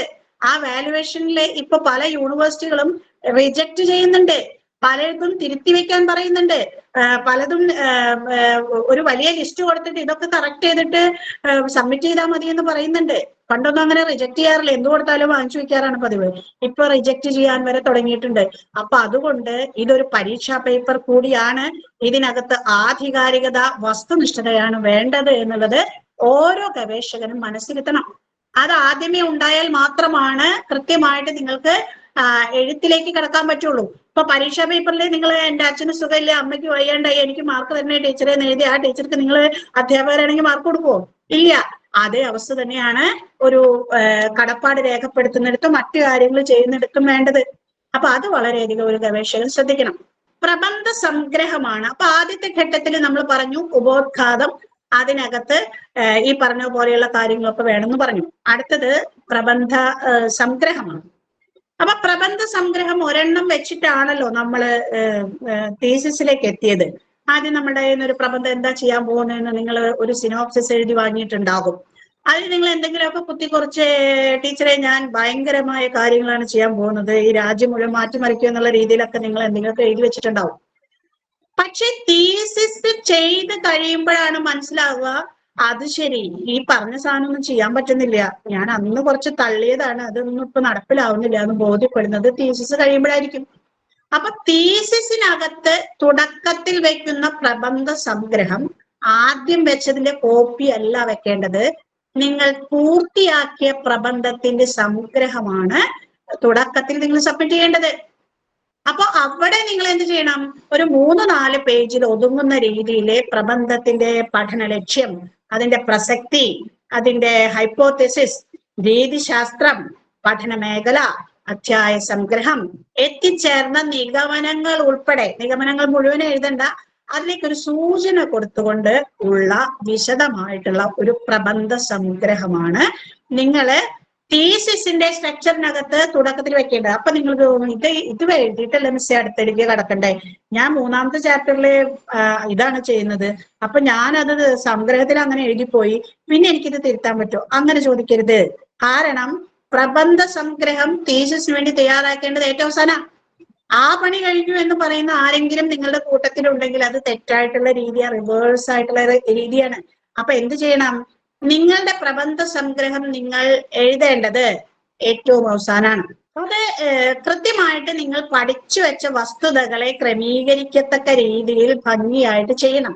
പഠന മേഖല വെളിപ്പെട്ട് കിട്ടുന്നത് പഠിക്കുമ്പോഴല്ലേ, ആദ്യം വിചാരിച്ച മേഖലയിലല്ലല്ലോ പിന്നീട് പഠനം നടക്കുന്നത്. അപ്പൊ ആദ്യം എഴുതിയ സിനോപ്സിസിൽ നിന്ന് വളരെ വ്യത്യസ്തമായിട്ടുള്ള രീതിയിൽ ആണ് ചെയ്യേണ്ടത് എന്നുള്ളതാണ്. ഒപ്പം തന്നെ തീസിസിന്റെ അവസാനത്തിൽ നമുക്കറിയാം, നിങ്ങളെ പ്രബന്ധം അവതരിപ്പിക്കുമ്പോൾ ഒരു ലേസമ്മറി കൊടുക്കുന്ന ഒരു പരിപാടിയുണ്ട്. അപ്പൊ അത് നിഗമനങ്ങളൊക്കെ റെഡി ആയതിനു ശേഷം ചിലരുടെ കടുകട്ടിയുള്ള വാക്കുകളാണ്, ഗവേഷണത്തിന് ഇടിവെട്ട് വാക്കുകൾ ഉണ്ടെങ്കിലേ ഒരു ഗരിമ കിട്ടുള്ളൂ എന്നൊക്കെ വിചാരിക്കുന്നവരുണ്ട്. ഏറ്റവും സിമ്പിൾ ആയിട്ടുള്ള, ഏറ്റവും സാധാരണക്കാരന് പോലും മനസ്സിലാകേണ്ട ഭാഷയിലേക്ക് നിങ്ങളുടെ ഭാഷയെ നിങ്ങൾ പരിവർത്തിപ്പിക്കാതെ ഗവേഷണം മുന്നോട്ട് കൊണ്ടുപോകാൻ പറ്റില്ല. കാരണം എന്താണെന്ന് വെച്ചാല് നിങ്ങൾക്കറിയാമല്ലോ, ഇത് വായിച്ച് സാധാരണക്കാരനോട് പ്രയോജനപ്പെടുന്ന ഒന്നാണ്. അത്രയധികം സ്റ്റൈപ്പൻഡ് വാങ്ങിയിട്ടാണല്ലോ നമ്മൾ ഇത് ചെയ്യുന്നത്, പലരും, കിട്ടാത്തവരുണ്ട് എങ്കിലും. അപ്പൊ അതുകൊണ്ട് സമൂഹത്തിൽ കൂടി പ്രയോജനപ്പെടേണ്ടതുണ്ട്. അപ്പൊ നമ്മളുടെ നിഗമനങ്ങളിൽ നമ്മൾ കൊടുക്കുന്ന കാര്യങ്ങള് ലേസമ്മറിയിൽ കുറച്ചൊന്ന് ഡൈല്യൂട്ട് ചെയ്ത ആളുകൾക്ക് വായിച്ചാൽ മനസ്സിലാകുന്ന രീതിയിലായിരിക്കണം അന്ന് നിങ്ങൾ സപ്ലൈ ചെയ്യേണ്ടത്. പറഞ്ഞെന്ന് മാത്രമേ ഉള്ളൂ. വസ്തുത, തീസിസിന്റെ സ്ട്രക്ചറിലെ സ്ട്രക്ചർ ഓഫ് തീസിസ് എന്ന് പറയുന്ന ഘടകത്തിലെ ഉപോദ്ഘാതം കഴിഞ്ഞ് ഇപ്പൊ നമ്മൾ എവിടെ എത്തി, പ്രബന്ധ സംഗ്രഹത്തിലെത്തി. ഇനി അവിടെ നിന്ന് നമ്മൾ ഉള്ളടക്കത്തിലേക്ക് കടക്കുകയാണ്. ഒരു തീസിസിന് എത്ര അധ്യായം വേണ്ടി വരും എന്നാണ് നിങ്ങൾ കരുതുന്നത്? എത്ര അധ്യായം വേണം ഒരു നല്ല പ്രബന്ധത്തിന്? എത്ര അധ്യായം വേണമെന്നാണ്? ആമുഖത്തിന് ഉപസംഹാരത്തും കൂടാതെ ഒരു 4 മതിയാവില്ല ടീച്ചറെ? 4-5 അധ്യായമാണ് അതിന്റെ ഒരു സ്റ്റാൻഡേർഡ് കണക്ക്. 5 അധ്യായമാണ് വരാറ്. 4-ലേക്ക് ഉള്ളൂ എങ്കിൽ ചുരുക്കാമെങ്കിലും നമ്മള് ഡെസർട്ടേഷൻ അല്ലാത്തത് കൊണ്ട് 5 അധ്യായമാണ് ഒരു സ്റ്റാൻഡേർഡ് ആയിട്ടുള്ള ഒരു ഗവേഷണത്തിന് വേണ്ടത് എന്നാണ്. 5 അധ്യായമൊക്കെ എഴുതണോ ടീച്ചറെ? 5 അധ്യായം ഉണ്ടാകണം. അത് മുഴുവനും ഭീകരമായ അധ്യായങ്ങളല്ല, പക്ഷെ നിങ്ങളുടെ ഗവേഷണത്തിന്റെ ആ മേഖലയൊക്കെ വികസിപ്പിച്ചതിന് ശേഷം തീർച്ചയായിട്ടും നിങ്ങൾ 5 അധ്യായത്തിലേക്ക് വന്ന് വീഴും. 5 അധ്യായം ഉണ്ടാകണം എന്നുള്ളതാണ് അതിന്റെ ഒരു സ്റ്റാൻഡേർഡ് ആയിട്ടുള്ള ഒരു ഘടകം എന്ന് പറയുന്നത്. ഇപ്പൊ നമ്മൾക്കറിയാം, ഈ പ്രബന്ധം എഴുതുമ്പോൾ ആദ്യം തന്നെ ഈ 0.1, 1.1, 1.2, 2.1 ഇതെന്താ ടീച്ചർ എന്ന് ചോദിക്കാറുണ്ട് പലരും. ഇതിങ്ങനെ നമ്പർ ഇടുന്നത് കണ്ടിട്ടുണ്ടല്ലോ, ഇതെന്താ ചെയ്യേണ്ടത് എന്ന് ചോദിക്കാറുണ്ട്. അപ്പൊ നമ്പർ എന്ന് പറയുന്നത് നമ്മളുടെ ഗവേഷണത്തെ നമ്മളിങ്ങനെ അടക്കി കൊണ്ടുവരാനുള്ള എളുപ്പത്തിനാ ചെയ്യുന്നത്. ഒന്നിനു പുറകെ ഒന്നായി ക്രമബദ്ധമായിട്ട് നമ്മൾ കാര്യങ്ങൾ വിശദീകരിക്കുന്നു എന്നുള്ളത് ആധികാരികമായി പറയാനാണ് നമ്പർ ഇടുന്നത്. ചിലർ ചെയ്യുന്ന പണി എന്താണെന്ന് വെച്ചാല് മൊത്തത്തിലൊരു എഴുത്തങ്ങടെ എഴുതിയിട്ട് 1.1, 2, 3, 4 അങ്ങോട്ട് ഇട്ട് പോകും. അതിന്റെ ഇടയിൽ പുട്ടിന് പൊടി പോലെ 1.2, 3.1 ഒക്കെ കയറി വരുമ്പോ അപ്പൊ നമ്മൾ ഇത് എന്തൊക്കെ ഇവിടെ ഇട്ടേക്കണേന്ന് ചോദിച്ചു കഴിഞ്ഞാൽ അത് ടീച്ചർ എല്ലാ പ്രബന്ധത്തിനും ഞങ്ങളിത് കാണാണ്, അപ്പൊ ഞങ്ങൾക്ക് ഇതില്ലെങ്കിൽ മോശമാവില്ല എന്നൊക്കെയാണ് ചിലർ ചോദിക്കുന്നത്. അപ്പൊ അത് വളരെ തെറ്റായിട്ടുള്ള രീതിയാണ്. നിങ്ങൾ അടക്കിപ്പുറക്കി വെക്കുന്നതിന്റെ ലക്ഷണമാണ് നമ്പറിങ് എന്ന് പറയുന്നത്. ഈ നമ്പർ നിങ്ങൾക്ക് എന്ത് ചെയ്യാൻ പറ്റും? നിങ്ങൾ ഇൻഡെക്സ് കൊടുക്കുമ്പോൾ വേണമെങ്കിൽ നിങ്ങൾക്ക് ഈ നമ്പർ അവിടെ കൊടുക്കാം. അത് കൂടുതൽ കൺഫ്യൂഷൻ ഉണ്ടാക്കരുത്. കൺഫ്യൂഷൻ ഉണ്ടാക്കാത്ത രീതിയിൽ നിങ്ങൾക്ക് ഈ നമ്പറിങ് അവിടെ കൃത്യമായിട്ട് കൊടുക്കാനായിട്ട്, പക്ഷെ നമ്പർ ഇട്ട് തെറ്റിക്കാൻ പറ്റില്ല. നമ്പർ എന്ന് പറയുന്നത് ആശയത്തെയാണ് സൂചിപ്പിക്കുന്നത്. നിങ്ങൾ ഒരു പാരഗ്രാഫ് റിസർച്ചിനകത്ത് എഴുതുന്നത് ഒരു ആശയത്തെ കൺവേ ചെയ്യാനായിരിക്കണം. ഒരു പേജിലെ ഒരു ഖണ്ഡികയിൽ നിങ്ങൾ ഒരുപാട് ആശയങ്ങൾ കുത്തിക്കയറ്റി വെക്കാൻ പാടില്ല. ഇപ്പൊ ലോർക്ക പറയാറുണ്ട്, ലോർക്ക എന്ന് പറയുന്ന ചിന്തകൻ, അദ്ദേഹം പറയാറുണ്ട്, ഓന്ത് ഒരു തുള്ളി മുതലയാണെന്ന് പറയാറുണ്ട്. നിങ്ങൾക്ക് തോന്നിയിട്ടുണ്ടോ? എപ്പോഴെങ്കിലും തോന്നിയിട്ടുണ്ടോ? മുതലയ്ക്ക് ഓന്തിന്റെ ഒരു ലുക്ക് ഉണ്ടോ? ചെറിയൊരു ലുക്ക് ഉണ്ടാവും അല്ലെ? ഇതുപോലെയാണ് ഗവേഷണത്തിന്റെ അവസ്ഥ. ഗവേഷണ പ്രബന്ധത്തിലെ ഓരോ പാരഗ്രാഫും ഒരു മുതലയുടെ ഒരു ചെറിയ പതിപ്പ് ആയ ഓന്ത് പോലെ എന്ന് ലോർക്ക പറഞ്ഞതുപോലെയാണ്. കാരണം എന്താണ്? അതിനൊരു തുടക്കം, ഒരു മധ്യം, ഒരു എൻഡിങ്, അത് ഓരോ പാരഗ്രാഫിനും വേണം. നിങ്ങൾക്ക് തോന്നുന്നത് എഴുതിയിടാനുള്ള സ്ഥലമല്ല പ്രബന്ധഗാത്രം. എന്ത് ചെയ്യണം?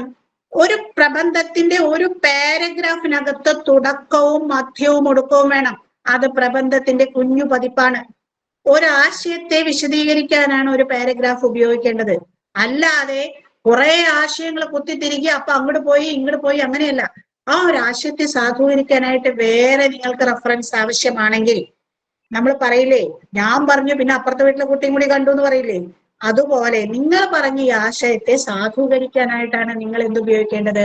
റെഫറൻസ് ഗ്രന്ഥങ്ങൾ ഉപയോഗിക്കേണ്ടത്. ഉള്ളടക്കം കൊടുക്കുമ്പോൾ അതിനകത്ത് നമ്പറിങ് കഴിഞ്ഞിട്ട് അതിനുശേഷം നിങ്ങൾക്ക് എന്ത് ചെയ്യാം?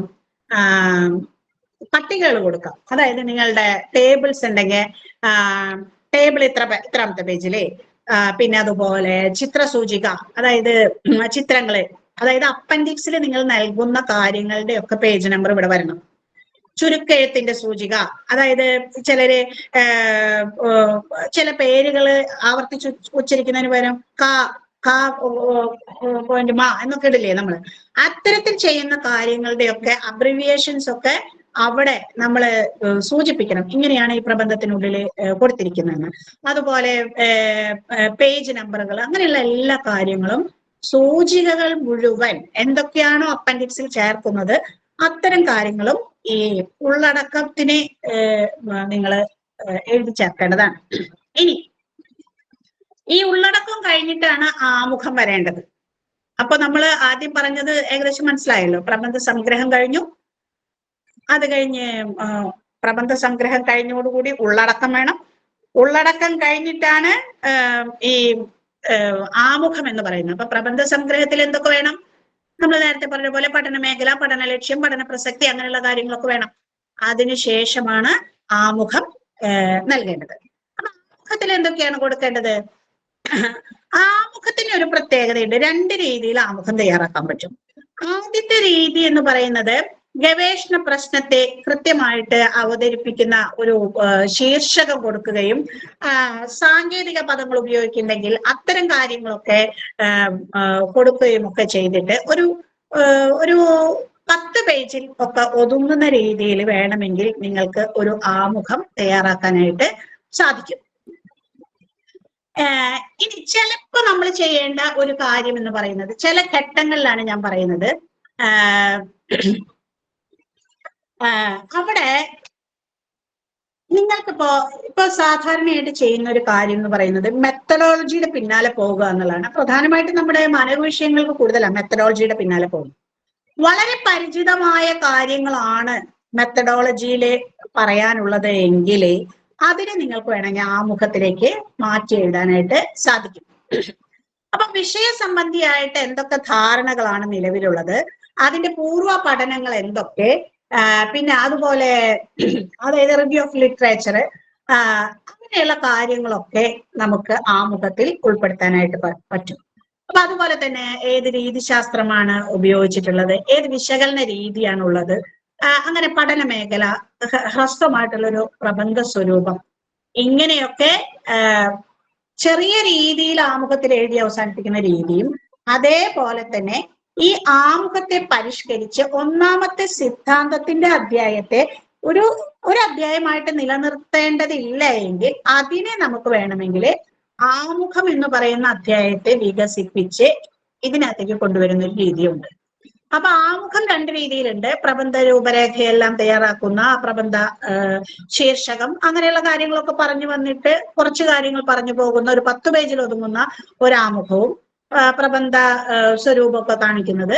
രണ്ടാമത്തേത് തിയറി പാർട്ടിലെ അല്ലെങ്കിൽ മെത്തഡോളജി പാർട്ടിനെ ചുരുക്കിയിട്ട് ആമുഖമായിട്ട് എഴുതുന്ന രീതിയും ഉണ്ട്.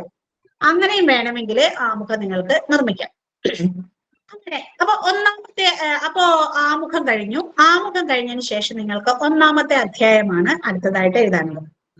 അപ്പൊ ഒന്നാമത്തെ അധ്യായത്തിൽ എന്താണ് എഴുതേണ്ടത് എന്നുള്ളത് സാധാരണ ഇപ്പൊ ആദ്യകാലത്തൊക്കെ എങ്ങനെയാണെന്ന് വെച്ചാല് കവിതയും അല്ലെങ്കിൽ കഥയും അല്ലെങ്കിൽ സാഹിത്യ രൂപങ്ങൾ മാത്രമേ ഉണ്ടായിരുന്നുള്ളൂ. ആ കാലഘട്ടത്തിൽ ഇങ്ങനെ എണ്ണപ്പെടാതെയൊക്കെ ധാരാളം സാഹിത്യ രൂപങ്ങളൊക്കെ കിടക്കുന്ന കാലമായിരുന്നത് കൊണ്ട് അതൊക്കെ ഇപ്പൊ എഴുത്തച്ഛനൊരു പഠനം എന്നൊക്കെ പറഞ്ഞാൽ പണ്ട് ഒരു തീസിസ് ഒക്കെ എഴുതാമായിരുന്നു. ഇന്നിപ്പോ അങ്ങനെയുള്ള കളക്ഷനൊക്കെ കഴിഞ്ഞു. രണ്ടാമത്തെ ഘട്ടത്തിലേക്ക് പ്രവേശിച്ചു. അതായത് ഈ ഉണ്ടാക്കി വെച്ചിരിക്കുന്ന ഇത്തരം പഠന ഗ്രന്ഥങ്ങളിൽ നിന്ന് സിദ്ധാന്തപരമായിട്ട് ഇവരുടെ പഠനങ്ങളെയൊക്കെ നോക്കിക്കാണുന്ന രീതിയിലേക്കൊക്കെ മാറി. അതുകൊണ്ട് പലപ്പോഴും സിദ്ധാന്ത പക്ഷത്ത് നിന്നായിരിക്കും എല്ലാവരും ആദ്യത്തെ ഒരു ചാപ്റ്റർ സംസാരിക്കുന്ന ഒരു രീതിയുള്ളത്. കുറേ നാളായിട്ട് സിദ്ധാന്ത പഠനത്തിന് ഒന്നാമത്തെ ചാപ്റ്റർ മാറ്റിവെക്കുന്ന ഒരു രീതിയായിപ്പോ ഇപ്പൊ അതും കൂടി ബുദ്ധിമുട്ടിലായിട്ടുണ്ട്. കാരണം എന്താണ്? സിദ്ധാന്ത പഠനങ്ങളും മുന്നറിവ് പരിശോധനയും അല്ലെങ്കിൽ ആദ്യത്തെ ചാപ്റ്ററിലെ പഴയ എവിടെ നിന്നാണ് കാര്യങ്ങൾ വന്നത് എന്നൊക്കെ എഴുതി തീർക്കുന്ന രീതിയും ഇപ്പോൾ മാറി കഴിഞ്ഞിരിക്കുകയാണ്. കാരണം എന്താണ്? അതൊക്കെ ഒരുപാട് വന്നു കഴിഞ്ഞു. അപ്പൊ നമുക്ക് എന്ത് ചെയ്താൽ മതി? ഈ സിദ്ധാന്തത്തെ വേണമെങ്കിൽ ഒന്നോ രണ്ടോ സിദ്ധാന്തങ്ങളുടെ അപര്യാപ്തതയെ അല്ലെങ്കിൽ അതിന്റെ പ്രശ്നങ്ങളെ മുൻനിർത്തിയിട്ട് ആദ്യത്തെ ചാപ്റ്റർ നിർമ്മിച്ചിട്ട് നമുക്ക് അതുമായി ബന്ധപ്പെട്ടിട്ടുള്ള ഈ സിദ്ധാന്തങ്ങളിൽ വരുന്ന വൈരുദ്ധ്യങ്ങളെ പഠിച്ചുകൊണ്ട് വേണമെങ്കിൽ ആദ്യത്തെ ചാപ്റ്ററിൽ നിന്ന് രണ്ടാമത്തെ ചാപ്റ്ററിലേക്ക് പ്രവേശിക്കാവുന്നതാണ്. അപ്പൊ ആദ്യത്തെ ചാപ്റ്ററിൽ നിർബന്ധമായി ഏതെങ്കിലും സിദ്ധാന്തം എഴുതി വെക്കണമെന്ന് യാതൊരു നിർബന്ധമില്ല. അപ്പൊ അതിൽ വേറൊരു രസമുള്ളത്, വളരെ പരിചിതമായിട്ടുള്ള കാര്യങ്ങളാണെങ്കിൽ അത് നമുക്കൊരു ഇപ്പോ സുഗതകുമാരി കവിതയിലെ പരിസ്ഥിതി ദർശനം, അതൊരു വിഷയം നിങ്ങൾ എടുക്കുകയാണെങ്കിൽ ഉടനടി പോയിട്ട് പരിസ്ഥിതിയെ കുറിച്ച് ആദ്യത്തെ ചാപ്റ്റർ എഴുതി വെക്കുന്നത് ഒട്ടും ശരിയായിട്ടുള്ള രീതിയല്ല. കാരണം എന്താണ്? അതൊരുപാട് പഠിക്കപ്പെട്ടിട്ടുള്ള ഒരു വസ്തുതയാണ്. അപ്പൊ അതിങ്ങനെ വീണ്ടും വീണ്ടും പറഞ്ഞു പോകുന്നതിൽ യാതൊരു അർത്ഥമില്ല. അപ്പോ നമ്മൾ എന്ത് ചെയ്യണം? അത്തരം വിഷയങ്ങളുടെ ചർവണം മാറ്റാനായിട്ട് അത്തരം കാര്യങ്ങൾ വേണമെങ്കിൽ ചുരുക്കി ആമുഖത്തിൽ എഴുതിയിട്ട് കണ്ടന്റിന് പ്രാധാന്യം കൊടുക്കുന്ന രീതിയിൽ ആദ്യമേ നമ്മൾ ചാപ്റ്ററുകൾ തിരിക്കുന്ന ഒരു രീതിയും ഇപ്പൊ വന്നിട്ടുണ്ട്. അപ്പൊ നമുക്ക് മറ്റൊരു കാര്യം കൂടി അതിനകത്ത് വരുന്നുണ്ട്. ഇപ്പൊ നമ്മൾ ഒരു വിഷയം പഠിക്കാൻ എടുക്കാണ്ട് ഇതിനുതകുന്ന ഒരു സിദ്ധാന്തം സാഹിത്യത്തിൽ വന്നിട്ടുണ്ടോ എന്ന് നമുക്കൊരു സംശയം, അല്ലെങ്കിൽ ഏത് വിഷയത്തിലായിരുന്നു നമ്മൾ നോക്കുമ്പോൾ കുറച്ചു ഭാഗങ്ങളൊക്കെ നമ്മുടെ വിഷയത്തിന് അനുരൂപമായതുണ്ട്, എന്നാൽ എല്ലാ ഭാഗങ്ങളോട്ടും ഇല്ലതാനും. ഇങ്ങനെ വരുമ്പോ എന്ത് ചെയ്യും? അപ്പൊ ബുദ്ധിമുട്ടായില്ലേ? അപ്പോ അവിടെ നമുക്ക് ചെയ്യാൻ പറ്റുന്ന ഒരു കാര്യം എന്താണെന്ന് വെച്ചാല് നമ്മൾ തന്നെ ആവശ്യമുള്ള സിദ്ധാന്തങ്ങൾ എടുത്തിട്ട് അതിന്റെ അംശങ്ങൾ നമുക്ക് കൂടി ബാധകമായത് നമുക്ക് ഉപയോഗിക്കാവുന്ന നമ്മുടെ തീസിസിനകത്ത് ഉപയോഗിക്കാവുന്ന രീതിയിൽ മാറ്റി എഴുതിയിട്ട് വേണം ആദ്യത്തെ ചാപ്റ്റർ എഴുതാനായിട്ട്. അപ്പൊ അവിടെ സംഭവിക്കുന്ന ഒരു കാര്യം എന്താണ്? നമുക്ക് ആവശ്യം ഇപ്പൊ ഈ ലക്കാന്റെ ഒരു തിയറി എടുത്തു നോക്കിയാൽ, ഈ ലക്കാന്റെ തിയറി എടുത്തു കഴിഞ്ഞാൽ അദ്ദേഹം ഒരുപാട് കാര്യങ്ങൾ പറഞ്ഞിട്ടുണ്ട്. നമ്മുടെ സിദ്ധാന്തം എന്ന് പറയുന്നത് ഇപ്പൊ കണ്ണാടിഘട്ടവുമായി ബന്ധപ്പെട്ട ഒരു കാര്യമാണ് നമ്മൾ പറയാൻ പോകുന്നതെന്ന് വിചാരിക്കുക. പക്ഷെ ആദ്യത്തെ സിദ്ധാന്തം എഴുതി പേജ് നിറയ്ക്കണല്ലോ. അപ്പൊ എന്ത് ചെയ്യും? ലോകത്ത് ലക്കാൻ പറഞ്ഞിട്ടുള്ള മുഴുവൻ എഴുതി വെച്ചു. അത് ശരിക്കും പറഞ്ഞാൽ ഒരു ഉപയോഗമില്ലാത്ത ഒരു പ്രവൃത്തിയാണ്, യാതൊരു ഉപയോഗവും ഇല്ലാത്ത ഒരു പ്രവൃത്തിയാണ്. എം പി പോൾ പറയുന്ന പോലെ കഥാപ്രവാഹത്തെ തടസ്സപ്പെടുത്തുന്ന പാറക്കെട്ടാണ് ഇന്ദുലേഖയുടെ 18ാം അധ്യായം എന്ന് പറയുന്ന കഥ വായിച്ചുകൊണ്ടിരിക്കുന്ന നേരത്ത് വേറെ എന്തൊക്കെയോ സംസാരിക്കുന്നു. ഇന്ന് ഏറ്റവും കൂടുതൽ ചർച്ചാ അധ്യായമാണ്, അത് വേറെ. പക്ഷേ അത്തരത്തിൽ തീസിസിൽ ഒരു അവസ്ഥ ഉണ്ടാകരുത്. എന്ന് പറഞ്ഞു കഴിഞ്ഞാൽ ഒന്നാമത്തെ ചാപ്റ്ററിൽ ഇടിവിട്ട സിദ്ധാന്തങ്ങൾ നിങ്ങൾ എഴുതി വെച്ചിട്ട് ആരും പിന്നെ ഈ തീസിസിലേക്ക് വായിക്കാത്ത രീതിയിലേക്ക് ഒരിക്കലും വരരുത്. നിങ്ങളുടെ വിശദീകരണത്തിന് ആവശ്യമായിട്ടുള്ള ഡാറ്റ മാത്രമേ, അല്ലെങ്കിൽ സിദ്ധാന്തത്തിന്റെ ആ വശം മാത്രം ഡെവലപ്പ് ചെയ്തിട്ടാണ് നിങ്ങളുടെ ഒന്നാമത്തെ ചാപ്റ്റർ നിങ്ങൾ ഉപയോഗിക്കേണ്ടത്. സിദ്ധാന്തങ്ങളെ മുഴുവൻ കുത്തിക്കയറ്റി ഒന്നാമത്തെ അധ്യായത്തിൽ എഴുതി വെക്കണമെന്നുള്ളതാണ് അടുത്ത ചോദ്യം. അതും വേണമെന്ന് നിർബന്ധമില്ല. വിശകലന രീതി എന്ന് പറയുന്ന മറ്റൊരു രീതിയുണ്ട്. വിശകലന രീതിക്കകത്ത് വരുന്ന ഒരു പ്രശ്നം എന്താണെന്ന് വെച്ചാല് വിശകലന രീതിയില് പ്രശ്നമല്ല, അവിടെ ചെയ്യേണ്ട ഒരു കാര്യം എന്താണെന്ന് വെച്ചാല് നിങ്ങൾ ചാപ്റ്ററുകളിലെ കാര്യങ്ങൾ ഇങ്ങനെ പറഞ്ഞു പോകുന്നതിനിടയിൽ ഈ സിദ്ധാന്തത്തിൽ ഇങ്ങനെ പറയുന്നു എന്നുള്ള രീതിയിൽ നിങ്ങൾക്ക് എന്ത് ചെയ്യാൻ പറ്റും? കാര്യങ്ങൾ സമർപ്പിക്കാൻ പറ്റും. ഇപ്പൊ ഒന്നാമത്തെ അധ്യായത്തിൽ സിദ്ധാന്തം എഴുതി നിറയ്ക്കണമെന്നില്ല. നിങ്ങൾ എന്ത് ചെയ്യണം? കൃത്യമായിട്ട് അതത് കാര്യങ്ങൾ പറയുന്നിടത്ത് സിദ്ധാന്തപക്ഷം കൂടി അവതരിപ്പിച്ചാൽ മതി. മറ്റൊരു കാര്യം എടുക്കാണ്. ഇപ്പോ വിശദ പഠനത്തിനായിട്ട് 2 or 3 പുസ്തകങ്ങൾ നിങ്ങൾ തിരഞ്ഞെടുത്തു, അല്ലെങ്കിൽ 2 or 3 സിനിമ തിരഞ്ഞെടുത്തു, അല്ലെങ്കിൽ 2 or 3 ആസ്പെക്റ്റുകൾ നിങ്ങൾ തിരഞ്ഞെടുത്തു. ഈ ഇപ്പൊ 2 or 3 പ്രതിയെ മുൻനിർത്തിയിട്ടാണ് നിങ്ങൾ പഠിക്കുന്നത് എന്ന് വന്നു. അപ്പൊ അവിടെ നിങ്ങൾ ഒരു 3 സിനിമയെ മുൻനിർത്തിയിട്ട് നിങ്ങൾ ഒരു തീസിസ് എഴുതാന്ന് വിചാരിക്കുക. അവിടെ നിങ്ങൾ ഒന്നാമത്തെ അധ്യായത്തിൽ ഈ പറഞ്ഞ പോലെ മെത്തഡോളജി പാർട്ട് പറഞ്ഞു, രണ്ടാമത്തേത് അത് വീണ്ടും നമ്മുടെ കൃതിയിൽ വന്ന ഇങ്ങനെ ഇരിക്കുന്നു പറഞ്ഞു, മൂന്നാമത്തെ അധ്യായത്തിൽ ആദ്യത്തെ സിനിമ, നാലാമത്തെ അധ്യായത്തിലെ പിന്നത്തെ സിനിമ, അഞ്ചാമത്തെ അധ്യായത്തിൽ പിന്നത്തെ, അങ്ങനെ എഴുതുന്നത് ശരിയാണോ എന്നുള്ളത്. സത്യത്തിൽ അത് അത്ര ശരിയായിട്ടുള്ള ഒരു കാര്യമല്ല. നിങ്ങൾ എന്ത് ചെയ്യണമെന്ന് വെച്ചാല് ഇതിന്റെ ആസ്പെക്റ്റുകളെയാണ് ചാപ്റ്ററുകളായിട്ട് തിരിക്കേണ്ടത്.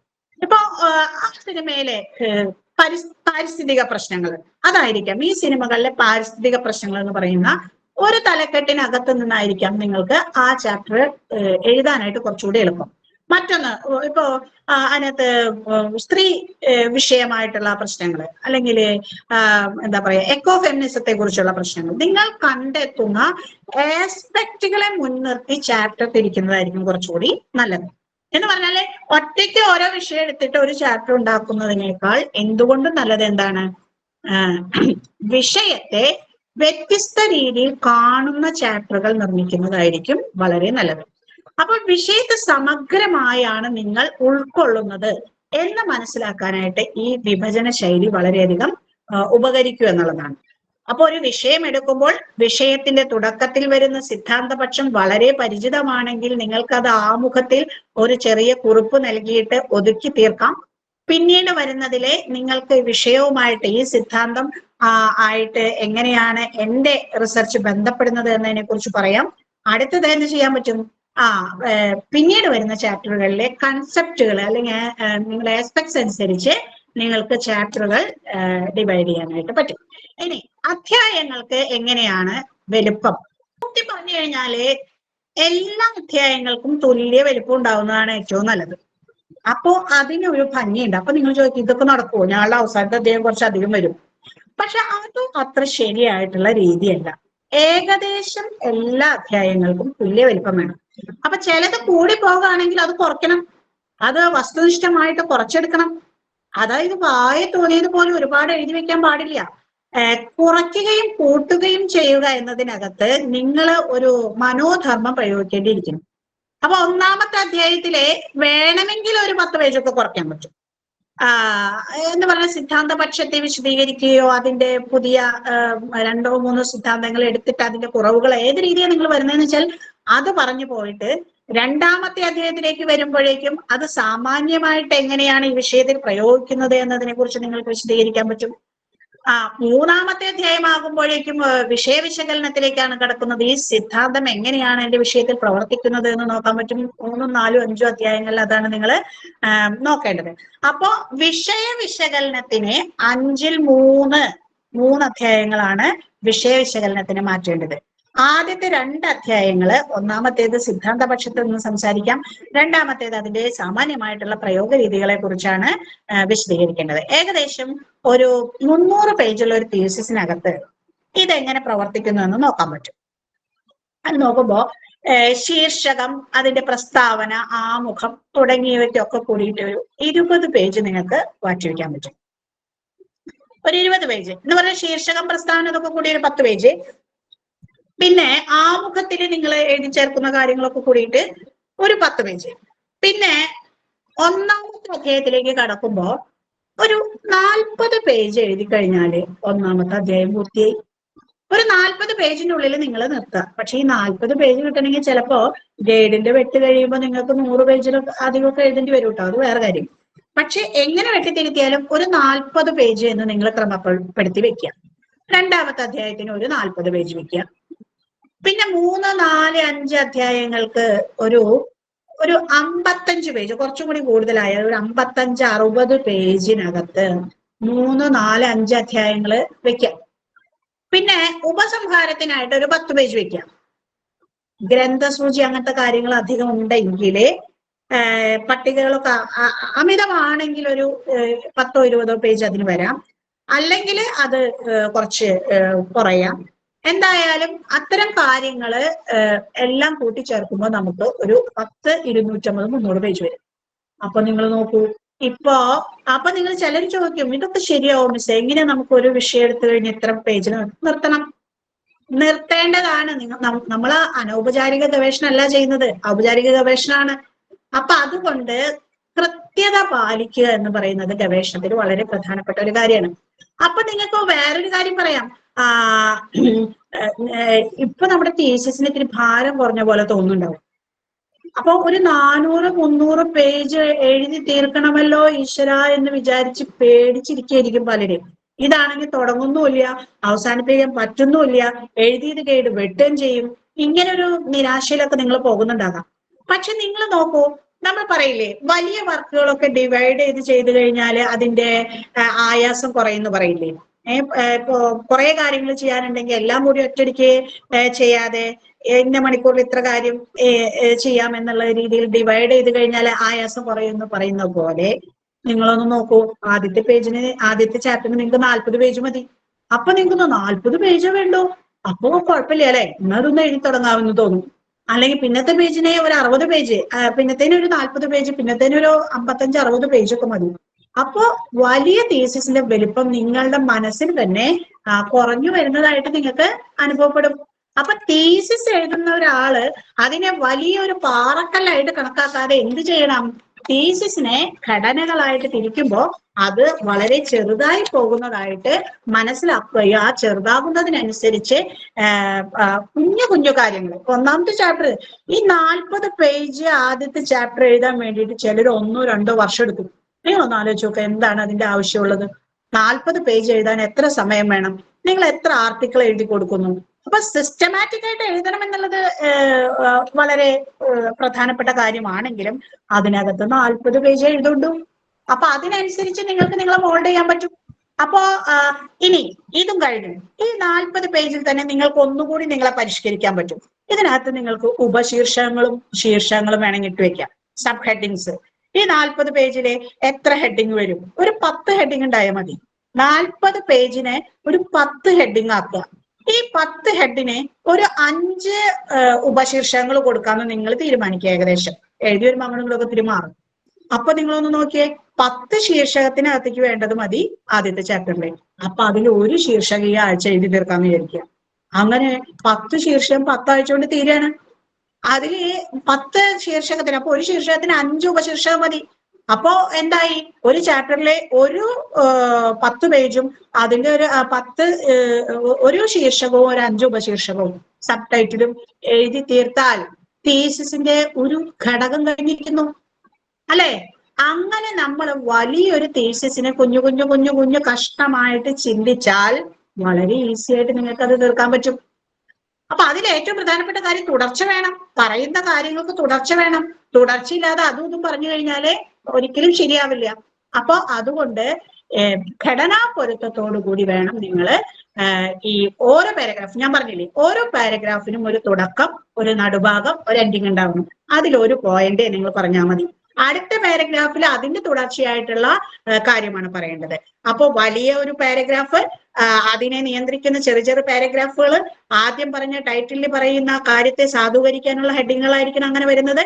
അങ്ങനെ നിർമ്മിച്ചെടുക്കുന്ന വളരെ കൃത്യമായ സമയബന്ധിതമായ ചിട്ടയോടുകൂടിയ ഒരു ചാപ്റ്റർ അതങ്ങനെ തീരുമ്പോഴേ എന്താ ഒരു സുഖം എന്നറിയോ?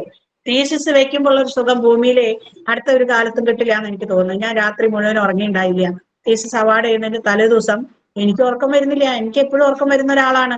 രാത്രി കിടന്നു കഴിഞ്ഞാൽ എനിക്ക് ഭയങ്കരമായിട്ട് ഉറക്കം വരാറുണ്ട്. പക്ഷെ തീസിസിന്റെ രാത്രി എനിക്ക് ഉറക്കം വരുന്നില്ല. എന്താ ഉറക്കം വരാത്തെ എനിക്കറിയില്ല. എന്റെ കണ്ണുകൾ അടയുന്നില്ല. അങ്ങനെ ഒരു അനുഭവം നിങ്ങൾക്ക് പലർക്കും ഉണ്ടാകാൻ സാധ്യതയുണ്ട്. കാരണം എന്താണ്? നാളെ വലിയൊരു ദിവസമാണ്. അല്ലെ? അപ്പൊ അതുകൊണ്ട് ഇതങ്ങോട്ട് സബ്മിറ്റ് ചെയ്ത് കഴിഞ്ഞാൽ ഭയങ്കരമായിട്ടുള്ള ഒരു സുഖം തന്നെയാണ്. അത് ആസ്വദിച്ചാൽ മാത്രമേ അറിയുള്ളൂ. അപ്പൊ അതുകൊണ്ട് ഗവേഷണത്തിന് വേണ്ടുന്ന റിസ്കിനെ നിങ്ങൾ ഒരിക്കലും ഒരു ഭീതിയോട് കൂടി ഒന്നും കാണരുത്. അത് സുഖകരമായിട്ടുള്ള ഒരു വേദനയായിട്ട് മാത്രം നിങ്ങൾ എടുത്താൽ മതി. അപ്പൊ അങ്ങനെ നമ്മൾ പുതിയ പുതിയ കാര്യങ്ങൾ ഗൈഡുമായി ചർച്ച ചെയ്ത് കുറേശ്ശെ അങ്ങനെ ചെയ്തിട്ടാണ് അതിന്റെ പൂർണ്ണതയിലേക്ക് എത്തുക. അത് കഴിഞ്ഞിട്ടാണ് ഉപസംഹാരം എഴുതേണ്ടത്. ഉപസംഹാരം എഴുതുമ്പോ ഏറ്റവും പ്രധാനപ്പെട്ട വിഷയങ്ങള് ആണ് കണ്ടുപിടിക്കേണ്ടത്. അതായത് നിങ്ങളുടെ തീസിസ് ഇപ്പൊ ചിലര് വളരെ മുൻവിധിയോട് കൂടിയാണ് തീസിസിനെ സമീപിക്കുക. ഞാൻ നേരത്തെ പറഞ്ഞില്ലേ സുഗതകുമാരി കവിതയിലെ പാരിസ്ഥിതിക വായന. ഇനി എനിക്ക് പാരിസ്ഥിതിക വായന കിട്ടിയേ പറ്റൂ, ഞാൻ അതിൽ പരിസ്ഥിതി തപ്പി ചതഞ്ഞ് അത് ഉണ്ട് നമ്മൾ സമർത്ഥിക്കും. അങ്ങനെ സമർത്ഥിക്കുന്നതല്ല ഒരു നല്ല റിസർച്ച്. മുന്നറിവുകൾക്ക് തെളിവ് തേടലല്ല, മുൻവിധികൾക്ക് തെളിവ് തേടലല്ല ഗവേഷണം. നിങ്ങൾ ചെയ്തു വരുമ്പോൾ രൂപപ്പെടുന്ന ആശയങ്ങളാണ് ഗവേഷണത്തിലെ ഏറ്റവും പ്രധാനം. അവിടെ തകഴിയുടെ കൃതികളിലെ കാർഷിക ബോധം എന്ന് പറയുന്ന വിഷയത്തെ മുൻനിർത്തി പ്രബന്ധം ചെയ്തപ്പോ മാഷ് പറയുകയുണ്ടായി, കൃഷിയുമായി ബന്ധപ്പെട്ട് കൃതികൾ എഴുതിയെന്ന് വിചാരിച്ചിട്ടാണ് തകഴിയുടെ കൃതികൾ പഠിക്കാൻ തുടങ്ങിയത്. അവിടെ ചെന്ന് ഈ കൃതി വായിച്ചപ്പോഴാണ് തകഴിയുടെ കൃതികളിൽ കർഷകനെ കണ്ടെത്താൻ പറ്റുന്നില്ല, കർഷക ജീവിതം കണ്ടെത്താൻ പറ്റുന്നില്ല. കാരണം അദ്ദേഹം എന്തെങ്കിലും വിത്തുകളെ കുറിച്ച് പറഞ്ഞിട്ടുണ്ടോ, ഏതെങ്കിലും കൃഷി രീതികളെ കുറിച്ച് പറയുന്നുണ്ടോ? അങ്ങനെ കാര്യങ്ങൾ ചോദിച്ചു കഴിഞ്ഞപ്പോ ഒന്നുമേ ഇല്ല. അപ്പോ നേരെ ആണ് അതിനകത്ത് പഠിച്ചു വന്നപ്പോ റിസൾട്ട് വരുന്നത്. അപ്പൊ അതുകൊണ്ട് ഒരിക്കലും നിങ്ങൾക്ക് എന്ത് ചെയ്യാൻ പാടില്ല, ഒരു ഗവേഷണത്തിന് മുൻവിധി ഉണ്ടാവരുത്. ഞാൻ ഇന്ന വിഷയത്തെ കുറിച്ച് പറയാൻ പറ്റില്ല. അതിനകത്ത് നേരെ വിപരീതമായിട്ടുള്ള വിജയ ചെറുപ്പാടിന്റെ കവിതകളിലെ ദളിത് സ്ത്രീയെ കുറിച്ച് പഠിക്കാനായി എന്റെ കൂടെ ഒരു കുട്ടി വന്നു. ഇപ്പൊ ഡെസർട്ടേഷന് പഠിച്ചു വന്നപ്പോ ദളിത് സ്ത്രീയെ കാണാനില്ല അതിനകത്ത്. അപ്പൊ എന്താണ്, അങ്ങനെ നോക്കുമ്പോ നിങ്ങൾക്ക് അതൊരു പ്രശ്നമായിട്ടല്ല, നിങ്ങളൊരു കണ്ടെത്തൽ നടത്തിയിരിക്കുകയാണ്. എന്താണ് ഇത് ഉണ്ട് എന്നാണ് എല്ലാവരും പറഞ്ഞിരുന്നത്, ഇല്ല എന്ന് ഞാൻ മനസ്സിലാക്കാണ്. അപ്പൊ അങ്ങനെ കിട്ടുന്ന നിഗമനങ്ങളെ മുഴുവൻ ക്രോഡീകരിച്ച് നിങ്ങൾ എന്ത് ചെയ്യണം, ഒരു ഉപസംഹാരം തയ്യാറാക്കുക. അതിനകത്ത് നിങ്ങൾ ഉദ്ധരിക്കുന്ന കാര്യങ്ങൾക്ക് ഉള്ളിലെ പേജ് നമ്പറുകളിൽ നിന്ന് ആധികാരികതയ്ക്ക് വേണ്ടി നമ്പറൊക്കെ കൊടുക്കാം. അതിനുശേഷമാണ് നമുക്ക് വളരെ പ്രധാനപ്പെട്ട, അപ്പൊ ഇനി ഉപസംഹാരത്തിൽ അടച്ചു കളയരുത്, ഞാൻ എല്ലാം പഠിച്ചു കഴിഞ്ഞു, ഇനി ഭൂമിയിൽ ആർക്കും പഠിക്കാനില്ല എന്ന് പറയരുത്, അല്ലെ? പ്രൈമറി വരെ സെക്കൻഡ് പാർട്ട് വരികയാണ്. അപ്പൊ അതുപോലെ നിങ്ങൾ എന്ത് ചെയ്യണം, തുടർ ഗവേഷണങ്ങളെ പ്രോത്സാഹിപ്പിക്കാനുള്ള ഒരു വഴികാട്ടിയാകും വിധം കുറച്ചുകൂടി ഓപ്പൺ ആയിട്ടുള്ള എന്തെങ്കിലും നിഗമനങ്ങൾ കൊടുത്തിട്ട് വേണം നിങ്ങൾ ഈ ഒരു പ്രബന്ധം അവസാനിപ്പിക്കാൻ. അങ്ങനെ പ്രബന്ധത്തിന്റെ സ്ട്രക്ചറാണ് ഇപ്പൊ നമ്മൾ കണ്ടു കഴിഞ്ഞത്. ഇതിന്റെ അവസാനമാണ് വളരെ പ്രധാനപ്പെട്ട മറ്റൊരു കാര്യം, അത് ഗ്രന്ഥസൂചിയാണ്. അപ്പൊ ഗ്രന്ഥസൂചി എങ്ങനെ തയ്യാറാക്കണം എന്ന് പറയുന്നത് വളരെ പ്രധാനപ്പെട്ട ഒരു ഘടകമാണ്. ഗ്രന്ഥസൂചിയെ കുറിച്ച് എല്ലാവർക്കും ഭയങ്കര പേടിയാണ്, എങ്ങനെയാണ് ഗ്രന്ഥസൂചി തയ്യാറാക്കേണ്ടത് എന്ന് പറയുന്നത്. ഗ്രന്ഥസൂചി വളരെ പ്രധാനമാണ് കേട്ടോ, ഏറ്റവും പ്രധാനപ്പെട്ട വസ്തുതയാണ് ഗ്രന്ഥസൂചി. ഇപ്പൊ പ്രധാനമായിട്ട് നിലവിലുള്ളത് 3 പ്രധാനപ്പെട്ട ഗ്രന്ഥസൂചികളാണ്. 3 അല്ല, അതിലും കൂടുതലുണ്ട്. എങ്കിലും നമ്മൾ സാധാരണയായിട്ട് ഉപയോഗിക്കുന്ന ഒരു ഗ്രന്ഥസൂചിയുടെ സ്ട്രക്ചറിനെ സൂചിപ്പിക്കുന്ന മാനദണ്ഡങ്ങളുള്ള രീതി, സ്റ്റൈൽ, അല്ലെ? ആ സ്റ്റൈൽ എന്ന് പറയുന്നത് ഒന്ന് APA രീതിയാണ്. അമേരിക്കൻ സൈക്കോളജിക്കൽ അസോസിയേഷൻ എന്നാണ് APA പറയുന്നത്. രണ്ടാമത്തേത് MLA രീതിയാണ്, അത് മോഡേൺ ലാംഗ്വേജ് അസോസിയേഷന്റെ രീതിയാണ് പിന്തുടരുന്നത്. അപ്പൊ ഗവേഷണത്തില് സാധാരണ APA രീതിയും ഉപയോഗിക്കാറുണ്ട്, MLA രീതിയും ഉപയോഗിക്കാറുണ്ട്. പക്ഷെ MLA ആണ് ഇപ്പോ, അതായത് മോഡേൺ ലാംഗ്വേജ് അസോസിയേഷൻ ആണ് അസോസിയേഷന്റെ MLA രീതിയാണ് കൂടുതലായിട്ട് പിന്തുടരാറ്. അപ്പൊ അത് കൂടാതെ ചിക്കാഗോ സ്റ്റൈൽ എന്ന് പറയുന്ന മറ്റൊരു രീതിയും ഉണ്ട്. അപ്പൊ മാനവിക വിഷയങ്ങളിലെ ഗവേഷണം നടത്തുന്നവർക്കാണ് ഈ രീതികളൊക്കെ വളരെയധികം പ്രയോജനപ്രദമായിട്ടുള്ളത്. ഭാഷാ വിഷയങ്ങളിൽ വരുമ്പോഴേക്കും അത് APA ഫോർമാറ്റ് ആണ് ഉപയോഗിക്കുന്നത്. MLA ഫോർമാറ്റ് ആണ് ഉപയോഗിക്കുന്നത്. മാനവിക വിഷയങ്ങൾക്ക് APAയുടെ ഫോർമാറ്റും ഭാഷാ വിഷയങ്ങൾക്ക് MLAയുടെ ഫോർമാറ്റുമാണ് സാധാരണയായിട്ട് ഉപയോഗിച്ചു വരുന്നതായിട്ട് നമുക്ക് കാണാനുള്ളത്. അപ്പൊ MLA രീതിക്ക് ഒരുപാട് പ്രത്യേകതകൾ, നമ്മൾ MLA രീതി മാത്രമല്ല കേട്ടോ, ചിക്കാഗോ സ്റ്റൈൽ ഷീറ്റ് എന്ന് പറയുന്ന രീതിയും അവൈലബിൾ ആണ്. ഇത് മലയാള സർവകലാശാല സ്വന്തമായിട്ട് ഒരു സ്റ്റൈൽ ഷീറ്റ് ഒക്കെ നിർമ്മിച്ചിട്ടുണ്ട്. അപ്പൊ നമുക്ക് ഇതിൽ പറയാനുള്ള ഒരു കാര്യം, ഒരുപാട് സ്റ്റൈൽ ഷീറ്റുകൾ വന്നു കഴിഞ്ഞാല് ഗവേഷകർക്ക് അത് വളരെ ബുദ്ധിമുട്ടാണ്. എങ്കിലും സ്റ്റൈൽ ഷീറ്റുകൾ പിന്തുടരേണ്ടത് ഗവേഷകരുടെ ആവശ്യമാണ്. അപ്പൊ ഇതിനകത്ത് APA രീതിയുടെ പ്രത്യേകതകൾ, അവിടെ വിദ്യാഭ്യാസം, മനഃശാസ്ത്രം, ശാസ്ത്രം തുടങ്ങിയ വിഷയങ്ങൾക്കാണ് APA രീതി പ്രധാനമായിട്ടും ഉപയോഗിക്കുക. അതുപോലെ ബിസിനസ്, ഹിസ്റ്ററി, ഫൈൻ ആർട്സ് അങ്ങനെയുള്ള കാര്യങ്ങൾക്കൊക്കെ ചിക്കാഗോ സ്റ്റൈൽ ഷീറ്റ് ആണ് സാധാരണയായിട്ട് ഉപയോഗിക്കാറുള്ളത്. ഇനി APA രീതി MLA രീതിയും തമ്മിലുള്ള വ്യത്യാസം എന്താണെന്ന് ചോദിച്ചാല്, APA രീതിയിലെ പുസ്തകത്തിന്റെ വർഷത്തിനാണ് പ്രാധാന്യം. പുസ്തകത്തിന്റെ പേര് കഴിഞ്ഞാൽ അതിന്റെ വർഷം, അതായത് ഇൻ ടെക്സ്റ്റ് ആയിട്ട് സൂചിപ്പിക്കുന്ന രീതിയാണ്. അന്ന് ടെക്സ്റ്റിലെ നമ്മൾ ഒരു ഉദ്ധരണി കൊടുത്തു കഴിഞ്ഞാൽ അതിന്റെ തൊട്ടപ്പുറത്ത് തന്നെ പുസ്തകത്തിന്റെ പേര്, വർഷം, പേജ് നമ്പർ അത് കൊടുത്തു കഴിഞ്ഞാല് പിന്നെ നിങ്ങൾ ഗ്രന്ഥസൂചിയിലാണ് തിരയേണ്ടത്. ഇതേ പുസ്തകത്തിന്റെ പേര് ഗ്രന്ഥസൂചിയുടെ അകാരാതിക്രമത്തിൽ കൊടുക്കുന്നിടത്ത് തിരയുമ്പോൾ അത് കിട്ടത്തക്ക രീതിയിൽ വ്യക്തമായിട്ട് വേണം സൂചിപ്പിക്കാനായിട്ട്. അങ്ങനെ അപ്പോ ഈ സ്റ്റൈൽ രീതി അനുസരിച്ച്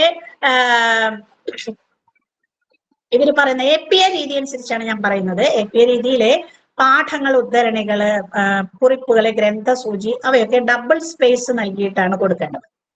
എല്ലാ സൈഡും 1 ഇഞ്ച് മാർജിൻ കൊടുക്കണം, അത് നിർബന്ധമാണ്. എല്ലാ സൈഡും, മുകളില് സൈഡിൽ 2 സൈഡിലൊക്കെ 1 ഇഞ്ചാണ് മാർജിൻ ഉദ്ദേശിക്കുന്നത്. പിന്നെ നേരിട്ടും അല്ലാതെയും ഒക്കെ കടമെടുത്ത എല്ലാ ആശയങ്ങൾക്കും റെഫറൻസ് കൊടുക്കണമെന്ന് നിർബന്ധമാണ്. പിന്നെ ആനുഷംഗികമായിട്ടുള്ള പരാമർശം അവിടെ അങ്ങനെ കണ്ടു എന്നുള്ള ആണെങ്കിൽ പോലും അതിനൊക്കെ സൈറ്റേഷൻസ് അഥവാ ഉദ്ധരണികളൊക്കെ കാണിക്കണമെന്ന് നിർബന്ധമാണ്. ഈ പ്രബന്ധത്തിന്റെ അകത്ത് എല്ലാ പേരുകളുണ്ടല്ലോ, പേര്, സിനിമയുടെ പേര്, അങ്ങനെയുള്ള പല പേരുകള് അതെല്ലാം ഒന്നുകിൽ അടിവരയിടണം അല്ലെങ്കിൽ ഇറ്റാലിക്സ് ആക്കണം എന്നുള്ളതാണ്. പേജിന്റെ വലതുവശത്തായിട്ടാണ് നമ്പർ ഇടേണ്ടത്. നമ്പർ ഇടണം, അത് പേജിന്റെ വലതുവശത്താണ് APA രീതിയിൽ ഉപയോഗിക്കേണ്ടത്. പിന്നെ ഗ്രന്ഥസൂചി, അത് ആ പദം തന്നെ കൊടുക്കുന്നു, വളരെ ശ്രദ്ധിച്ചിട്ട് വേണം. റഫറൻസ് എന്ന് കൊടുക്കുമ്പോൾ അതിനകത്ത് എന്താ പറയാ, ആദ്യ വരി തുടങ്ങേണ്ടത് ഇടത് മാർജിനിൽ നിന്നാണ് അത് തുടങ്ങേണ്ടത് എന്നാണ് പറയുന്നത്. അവിടെ പേജ് നമ്പർ വേണം. മധ്യഭാഗത്ത് 2 വരികൾക്ക് താഴെയായിട്ടാണ് ഗ്രന്ഥസൂചി എന്ന് കൊടുക്കേണ്ടത്. അങ്ങനെ കുറച്ച് കാര്യങ്ങളാണ് APA രീതിയിൽ നിഷ്കർഷിക്കുന്നത്. ഇനി എപ്പോഴും നമ്മൾ ചെയ്യാറുള്ളത് MLA ഫോർമാറ്റ് ആണ്. MLA ഫോർമാറ്റിലും ഈ പറഞ്ഞ പോലെ MLA 9th എഡിഷൻ വരെ വന്നിട്ടുണ്ട് കേട്ടോ. എല്ലായിടത്തും 4 സൈഡിലും 1 ഇഞ്ച് മാർജിനാണ് MLA രീതിയിൽ നിഷ്കർഷിക്കുന്നത്. എല്ലാ ഉദ്ധരണികൾക്കും ഇതുപോലെ തന്നെ റഫറൻസ് കാണിക്കണമെന്ന് MLA രീതിയിൽ നിർബന്ധമുണ്ട്. ഗവേഷണത്തിന് ഉപയോഗിക്കുന്ന പുസ്തകം, ആൽബം, അങ്ങനെയുള്ള എല്ലാ സംഭവങ്ങളും അത് ഇറ്റാലിക്സിൽ തന്നെ കാണിക്കണം. ഒന്നുകിൽ അണ്ടർലൈൻ ചെയ്യുക അല്ലെങ്കിൽ ഇറ്റാലിക്സിൽ കാണിക്കുക. ഏത് പുസ്തകത്തിന്റെ പേരായാലും എന്ത് കൊടുത്താലും, എന്തെങ്കിലും ഒരു സോഴ്സ് ആണെങ്കിൽ അതിനകത്ത് നിങ്ങൾ അണ്ടർലൈൻ ചെയ്യേണ്ടത് നിർബന്ധമാണ്. അതുപോലെ ഇപ്പൊ ഏതെങ്കിലും ഒരു എഡിറ്റഡ് കൃതിയില് അല്ലെങ്കിൽ ഉപന്യാസത്തിലൊക്കെ എപ്പോഴും എന്ത് ലേഖനം എടുത്താലും അതൊക്കെ ഇൻവെർട്ടഡ് കോമയില് കൊടുക്കേണ്ടത് അത്യാവശ്യമാണ്. ഇനി വ്യക്തിഗതമായിട്ടുള്ള ഒരു അഭിപ്രായം പറയേണ്ട സാഹചര്യം വരികയാണെങ്കിൽ അത് എപ്പോഴും പ്രസന്റ് ടെൻസിൽ മാത്രമാണ് MLA രീതിയിൽ ഉപയോഗിക്കാൻ പാടുള്ളൂ. പ്രസന്റ് ടെൻസിലാണ്. ഇപ്പൊ വ്യക്തിപരമായ ഒരു അഭിപ്രായം പറയുമ്പോൾ ഇന്നലെ ഞാൻ അങ്ങനെ പറഞ്ഞു എന്ന് പറയാൻ പാടില്ല, ഇന്ന് പറയുന്ന പോലെ പ്രസന്റ് ടെൻസിലാണ് പറയേണ്ടത്. എന്നാൽ ചരിത്രപരമായിട്ടുള്ള എന്തെങ്കിലും സന്ദർഭങ്ങളോ ഉദ്ധരണികളോ ഒക്കെയാണ് നിങ്ങൾ എഴുതാൻ ഉപയോഗിക്കുന്നത് എങ്കിൽ അത് പാസ്റ്റ് ടെൻസിൽ ഉപയോഗിക്കണം. ചരിത്രപരമായിട്ടുള്ള കാര്യങ്ങൾ ഉപയോഗിക്കുമ്പോൾ എപ്പോഴും പാസ്റ്റ് ടെൻസിലാണ് ഉപയോഗിക്കേണ്ടത്. അല്ലെ, ഗ്രന്ഥസൂചി എന്നുള്ള പദം കൊടുക്കുമ്പോൾ ഒരിക്കലും അത് ബോൾഡ് ആക്കി കൊടുക്കാൻ പാടില്ല. അത് പേജിന്റെ മധ്യഭാഗത്ത്, ഗ്രന്ഥസൂചി ഉപയോഗിക്കാൻ പറ്റുന്ന ആ പേജിന്റെ മധ്യഭാഗത്തായിട്ടാണ് കൊടുക്കേണ്ടത്. അത് ഒരിക്കലും ഉദ്ധരണിയുടെ ഉള്ളിലോ ഇറ്റാലിക്സ് ആയിട്ടോ അണ്ടർലൈൻ ചെയ്ത് ഒന്നും ചെയ്യാൻ പാടില്ല. ഫോണ്ട് വലുതാക്കാൻ പാടില്ല. അങ്ങനെയാണ് ഗ്രന്ഥസൂചി എന്ന് പറയുന്ന ആ പദം തന്നെ അവിടെ കൊടുക്കേണ്ടത്. പിന്നെ എഴുത്തുകാരന്റെ പേജിന്റെ അവസാന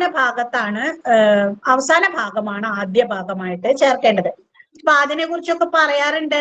ഈ ഇംഗ്ലീഷുകാരുടെ രീതി ആയതുകൊണ്ട് അവര് പരസ്പരം കാണുമ്പോൾ അവര് സർനെയിമാണ് ഉപയോഗിക്കാന്ന് പറഞ്ഞാൽ രണ്ടാമത്തെ പദമാണെന്ന് അവരെപ്പോഴും ഉപയോഗിക്കുക. പേര് വിളിക്കുന്നതിന് പേരിന്റെ അപ്പുറത്ത് രണ്ടാമത് വരുന്ന പദം ഉണ്ടല്ലോ, അത് വെച്ചിട്ടാണ് അവര് വിളിക്കുക.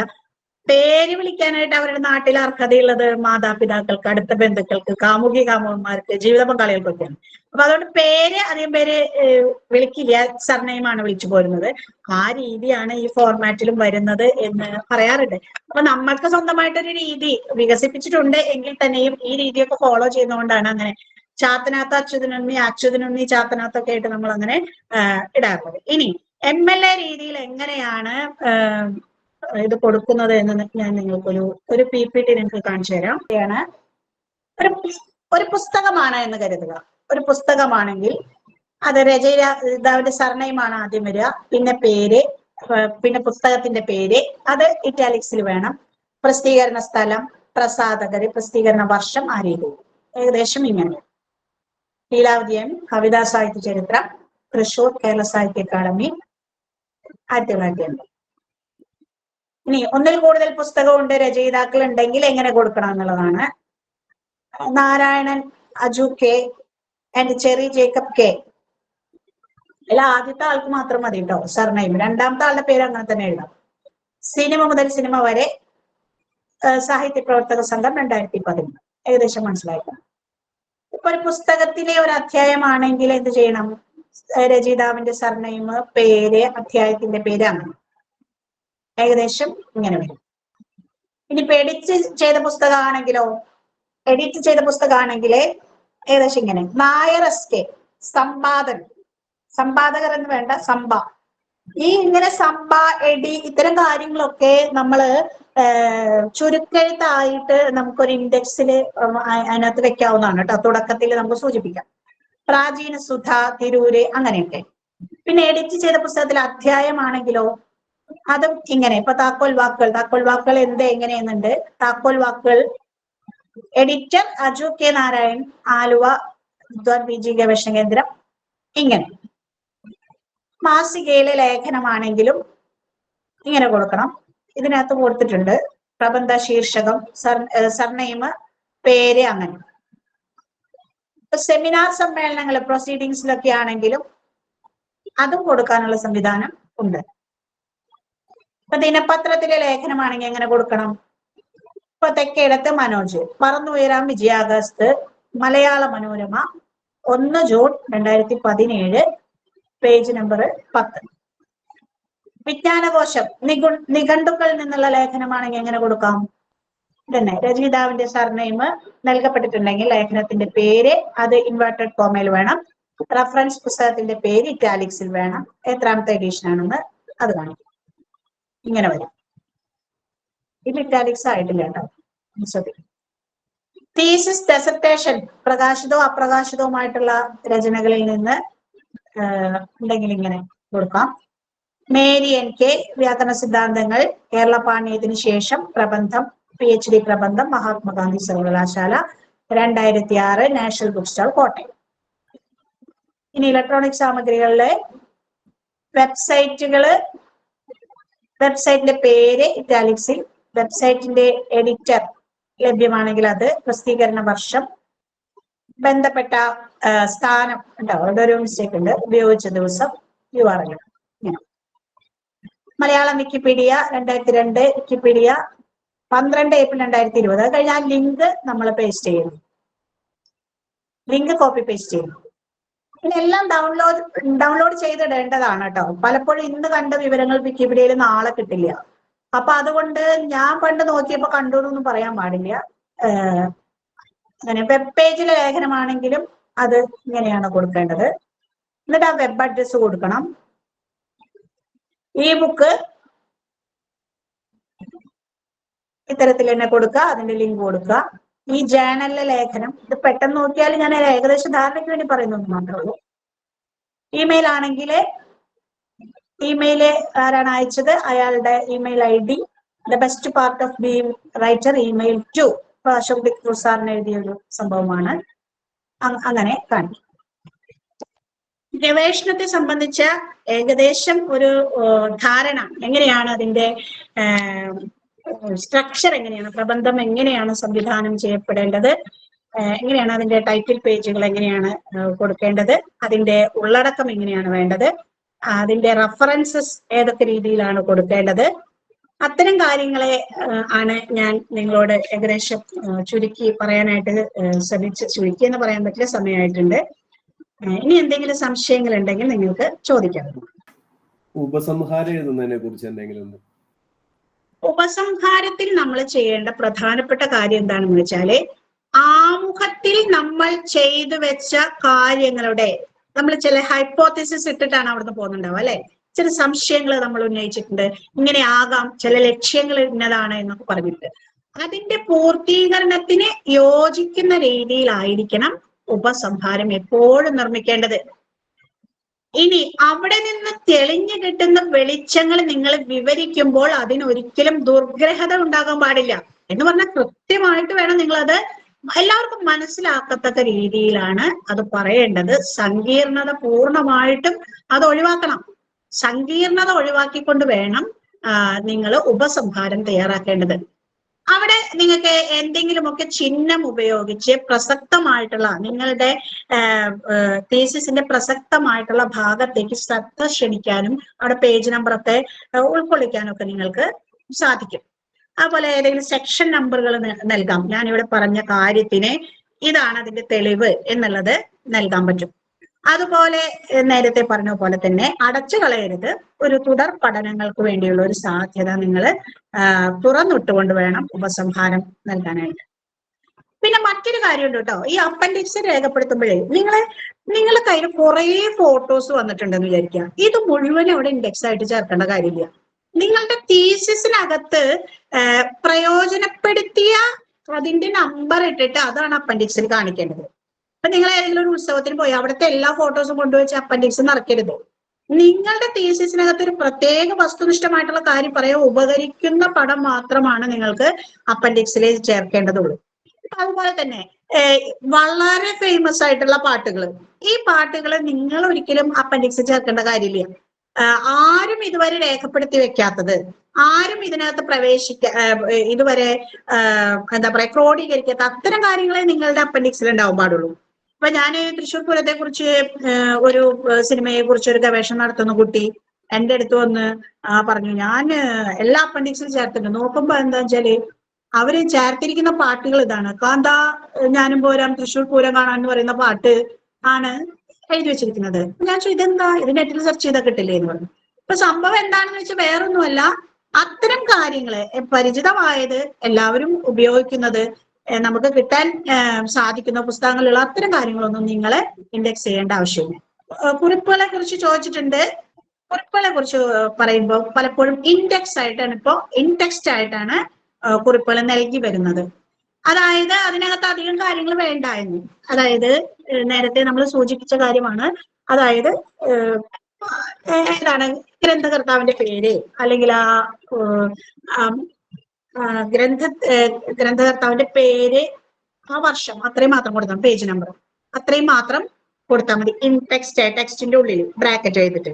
അപ്പൊ നിങ്ങളൊരു ഉദ്ധരണി കൊടുത്തിട്ട് ഇപ്പോ എന്താണ് ഗിരീഷ് മാഷ്ടെ ഒരു പുസ്തകം നിങ്ങൾ റെഫറൻസ് ആയിട്ട് ഉപയോഗിക്കാന്ന് വെക്കുക. അതിനകത്ത് PM ഗിരീഷ് എന്നൊന്നും വേണ്ട, ശരിക്കും ഗിരീഷ് എന്ന് മാത്രം കൊടുത്താൽ മതി. മനസ്സിലായോ?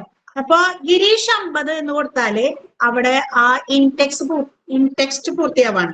അതായത് ബ്രാക്കറ്റിൽ കൊടുക്കുന്നതിനാണ് ഇൻടെക്സ്റ്റ് എന്ന് പറയുന്നത്. അതിന്റെ റെഫറൻസ് നമ്മൾ നോക്കുന്നത് ഗ്രന്ഥസൂചിയിലാണ്. അതത് ചാപ്റ്ററുകളുടെ എൻഡിലും കൊടുക്കണമെന്ന് ഇപ്പൊ നിർബന്ധമില്ല. നിങ്ങൾക്ക് വേണമെങ്കിൽ കൊടുക്കാം, അല്ലെങ്കിൽ നിങ്ങളെ ഗ്രന്ഥസൂചിയിൽ ഉപയോഗിച്ചാൽ മതി. അപ്പൊ അതേസമയം 2 ഗിരീഷ് വന്നിട്ടുണ്ടെന്ന് വിചാരിക്കുക. അപ്പൊ വിഷയമായി നിങ്ങൾ കൊടുക്കുന്ന ബ്രാക്കറ്റിനകത്ത് ഈ ഗിരീഷ് എന്നുള്ളതിനകത്ത് ഇപ്പൊ KN ഗിരീഷ് എന്ന് പറയുന്ന ഒരാളുണ്ടെങ്കിൽ ആ ഗിരീഷ് KN എന്ന് കൊടുക്കണം. ഇൻ കേസ് അങ്ങനെ ഇല്ല എങ്കിൽ നിങ്ങൾ ഗിരീഷ് എന്ന് കൊടുത്തിട്ട് പേജ് നമ്പർ മാത്രം കൊടുത്താൽ മതി. ആ ഗിരീഷിന് അതിന്റെ റെഫറൻസിലേക്ക് പോകുമ്പോ അവിടെ ഈ ഒരു ഗിരീഷ് മാത്രമേ ഉണ്ടാവുള്ളൂ. എന്നാൽ ഇപ്പോ പുസ്തകം, ഇപ്പൊ ഗിരീഷ് സാറിന്റെ ഒരു 3 പുസ്തകം ഉണ്ടെന്ന് വെക്കാം. നിങ്ങള് അവിടെ ഗിരീഷ് 50 എന്ന് എഴുതി കഴിഞ്ഞാൽ ഈ 3 പുസ്തകത്തിൽ ഏതിന്റെയാണെന്ന് വ്യക്തമാവില്ല. അങ്ങനെയുള്ള സാഹചര്യത്തിൽ നിങ്ങൾ ഒരു കോളൻ ഇട്ടിട്ട് പുസ്തകത്തിന്റെ പേര് കൂടി സൂചിപ്പിച്ചിട്ട് വേണം പേജ് നമ്പർ കൊടുക്കാൻ. വർഷവും പേജ് നമ്പറും മാത്രം എഴുതി കാണാറുണ്ടല്ലോ. അത് ചില ഘട്ടങ്ങളിൽ അങ്ങനെ ചെയ്യുന്നത് കണ്ടിട്ടുണ്ട്. വർഷവും പേജ് നമ്പറും മാത്രം ഇടുകയാണെങ്കിൽ ഏതെങ്കിലും ഒരു രീതി അനുവർത്തിക്കണം റിസർച്ചിലുടനീളം. അതായത് ഒരിടത്ത് വർഷവും പേജ് നമ്പറും ചിലയിടത്തും സാധ്യമാവില്ല ഇതുപോലെ. അതായത് ആ വർഷത്തിൽ ഈ ഒരു പുസ്തകം മാത്രമേ ഉണ്ടാവുള്ളൂ. ഇപ്പൊ 1889 എന്ന് പറഞ്ഞിട്ട് പേജ് നമ്പർ ഇടുകയാണെങ്കിൽ ആ രീതി നിങ്ങൾക്ക് ഫോളോ ചെയ്യാം. 1889 സെർച്ച് ചെയ്യുമ്പോൾ അവിടെ ഗ്രന്ഥസൂചിയിലെ സാധനം കിട്ടണം. പക്ഷെ കുറച്ചുകൂടി നല്ലത് പേര് പേജ് നമ്പർ ആയിരിക്കും. അല്ലെ ചിലർ അതിന് ചുരുക്കിയിട്ട് ഈ വർഷം പേജ് നമ്പർ ഒക്കെ ചെയ്യുന്ന രീതി ഇപ്പൊ വന്നു തുടങ്ങിയിട്ടുണ്ട്. പുസ്തകത്തിന്റെ വർഷം എഴുതുമ്പോൾ നമ്മുടെ കയ്യിലുള്ള പുസ്തകത്തിന്റെ വർഷമാണോ അതോ ആ പുസ്തകത്തിന്റെ ഏറ്റവും പുതിയ എഡിഷന്റെ വർഷമാണോ രേഖപ്പെടുത്തുന്നത്? ഏറ്റവും പുതിയ എഡിഷന്റെ വർഷമാണ് ഏറ്റവും അധികം. അതായത് ഇപ്പൊ ഒരു പുസ്തകം 1990 ഇറങ്ങി, അതിന്റെ പരിഷ്കരിച്ച പതിപ്പ് 2024 ഇറങ്ങിയിട്ടുണ്ടെങ്കിൽ 24 വെക്കേണ്ടത്. 24 കൂടുതൽ ആധികാരികം. കാരണം എന്താണ്, ഈ 90 പതിപ്പ് അദ്ദേഹം തന്നെ പിന്നീടുള്ള എഡിഷനുകളിൽ പുതുക്കിയിട്ടുണ്ടാവും. അപ്പൊ ആ പുതുക്കിയ പുസ്തകം നിങ്ങൾ കണ്ടിരിക്കണം. പഴയ കാര്യങ്ങള് ഇപ്പൊ ഇന്ദുലേഖ എന്ന് പറയുന്ന നോവല് അത് 2-3 വട്ടം ഇറക്കുമ്പോൾ അവർ പല രീതിയിൽ പരിഷ്കരിച്ചിട്ടുണ്ട്. തുടക്കം ആമുഖമൊക്കെ. അപ്പൊ ആദ്യത്തെ എഡിഷൻ നോക്കിയിട്ട് എഴുതിയെന്ന് പറഞ്ഞു കഴിഞ്ഞാൽ അത് ശരിയാവില്ല. ഇപ്പൊ കേരള പാണ്ഡ്യം എത്ര പതിപ്പ് ഇറങ്ങിയിട്ടുണ്ട്. അപ്പൊ ഏറ്റവും അവസാനത്തെ പതിപ്പായിരിക്കും ഏറ്റവും കൂടുതൽ പരിഷ്കാരങ്ങൾ വരുത്തിയിരിക്കുക. അതുകൊണ്ട് പഴയ പതിപ്പിനേക്കാൾ ഇറങ്ങിയ ഏറ്റവും പുതിയ പതിപ്പ് നോക്കാനായിട്ട് ശ്രമിക്കുക. ഇനി നിങ്ങളുടെ കയ്യിൽ അത് കിട്ടിയുള്ളെങ്കിൽ അത് നിങ്ങൾക്ക് വെക്കാം, അത് കുഴപ്പമില്ല. പക്ഷെ 2-3 പുസ്തകങ്ങൾ വന്നു എങ്കിൽ ഏറ്റവും പുതിയ പതിപ്പാണ് വെക്കേണ്ടത്. Thank you teacher. നന്ദി പറയുന്നതിനായി KKTM ഗവൺമെന്റ് കോളേജിലെ ഗവേഷകയായ സഫിയയെ ക്ഷണിക്കുന്നു. പുല്ലൂറ്റ് KKTM ഗവൺമെന്റ് കോളേജ് മലയാള വിഭാഗവും IQAC റിസർച്ച് കമ്മിറ്റിയും സംയുക്തമായി സംഘടിപ്പിക്കുന്ന കോഴ്സ് വർക്കിന്റെ 4ാം ദിവസമാണിന്ന്. Thesis writing, structure of thesis, appendix, reference, style of writing എന്ന വിഷയത്തിൽ നമുക്ക് വേണ്ടി ഇന്ന് മനോഹരമായ ക്ലാസ് അവതരിപ്പിച്ചത് ജെൻസി ടീച്ചറാണ്. അപ്പോൾ ഒരു പ്രബന്ധത്തിൽ ഉണ്ടാവേണ്ട വിശ്വാസ്യത, അതിൻ്റെ സ്ട്രക്ചർ എങ്ങനെയായിരിക്കണം, അതിലെ സോഴ്സുകൾ എത്രത്തോളം ആധികാരികമായിരിക്കണം, അതുപോലെ തന്നെ ഓരോ പ്രബന്ധം എഴുതുമ്പോൾ അതിൻ്റെ ഓരോ ഭാഗത്തും നമ്മൾ ശ്രദ്ധിക്കേണ്ട കാര്യങ്ങൾ എന്താണ്, പിന്നെ ഗ്രന്ഥസൂചി, അതുപോലെ ഗ്രന്ഥസൂചിയിലെ ഫോർമാറ്റുകൾ, അത് കൃത്യം PPT ഒക്കെ കാണിച്ച് അതിൻ്റെ ഉദാഹരണങ്ങളൊക്കെ കൂടി കാണിച്ചത് ഭയങ്കര ഉപകാരപ്രദമായിരുന്നു. അപ്പോൾ നമുക്ക് വേണ്ടി ഇത്രയും മനോഹരമായ ക്ലാസ് നയിച്ച ജെൻസി ടീച്ചർക്ക് KKTM ഗവൺമെൻറ് കോളേജിൻ്റെ പേരിലും നന്ദി പറയുന്നു. കൂടാതെ ഈ പരിപാടിക്ക് എല്ലാ പിന്തുണയും നൽകിയ നമ്മുടെ പ്രിൻസിപ്പൽ ബിന്ദു ശർമിള, പ്രിയപ്പെട്ട വകുപ്പ് അധ്യക്ഷ Usha teacher, IQAC programme coordinator Seema teacher, നമ്മുടെ പ്രോഗ്രാം കോർഡിനേറ്റർ ബഷീർ മാഷ്, സാങ്കേതിക സഹായം നൽകിയ ടോജർ ചേട്ടൻ, പിന്നെ ഇതിനു പിന്നിൽ പ്രവർത്തിച്ച എല്ലാ ഗവേഷകർക്കും, ഞങ്ങളെ കേട്ടിരുന്ന ഗവേഷകർക്കും നന്ദി പറയുന്നു.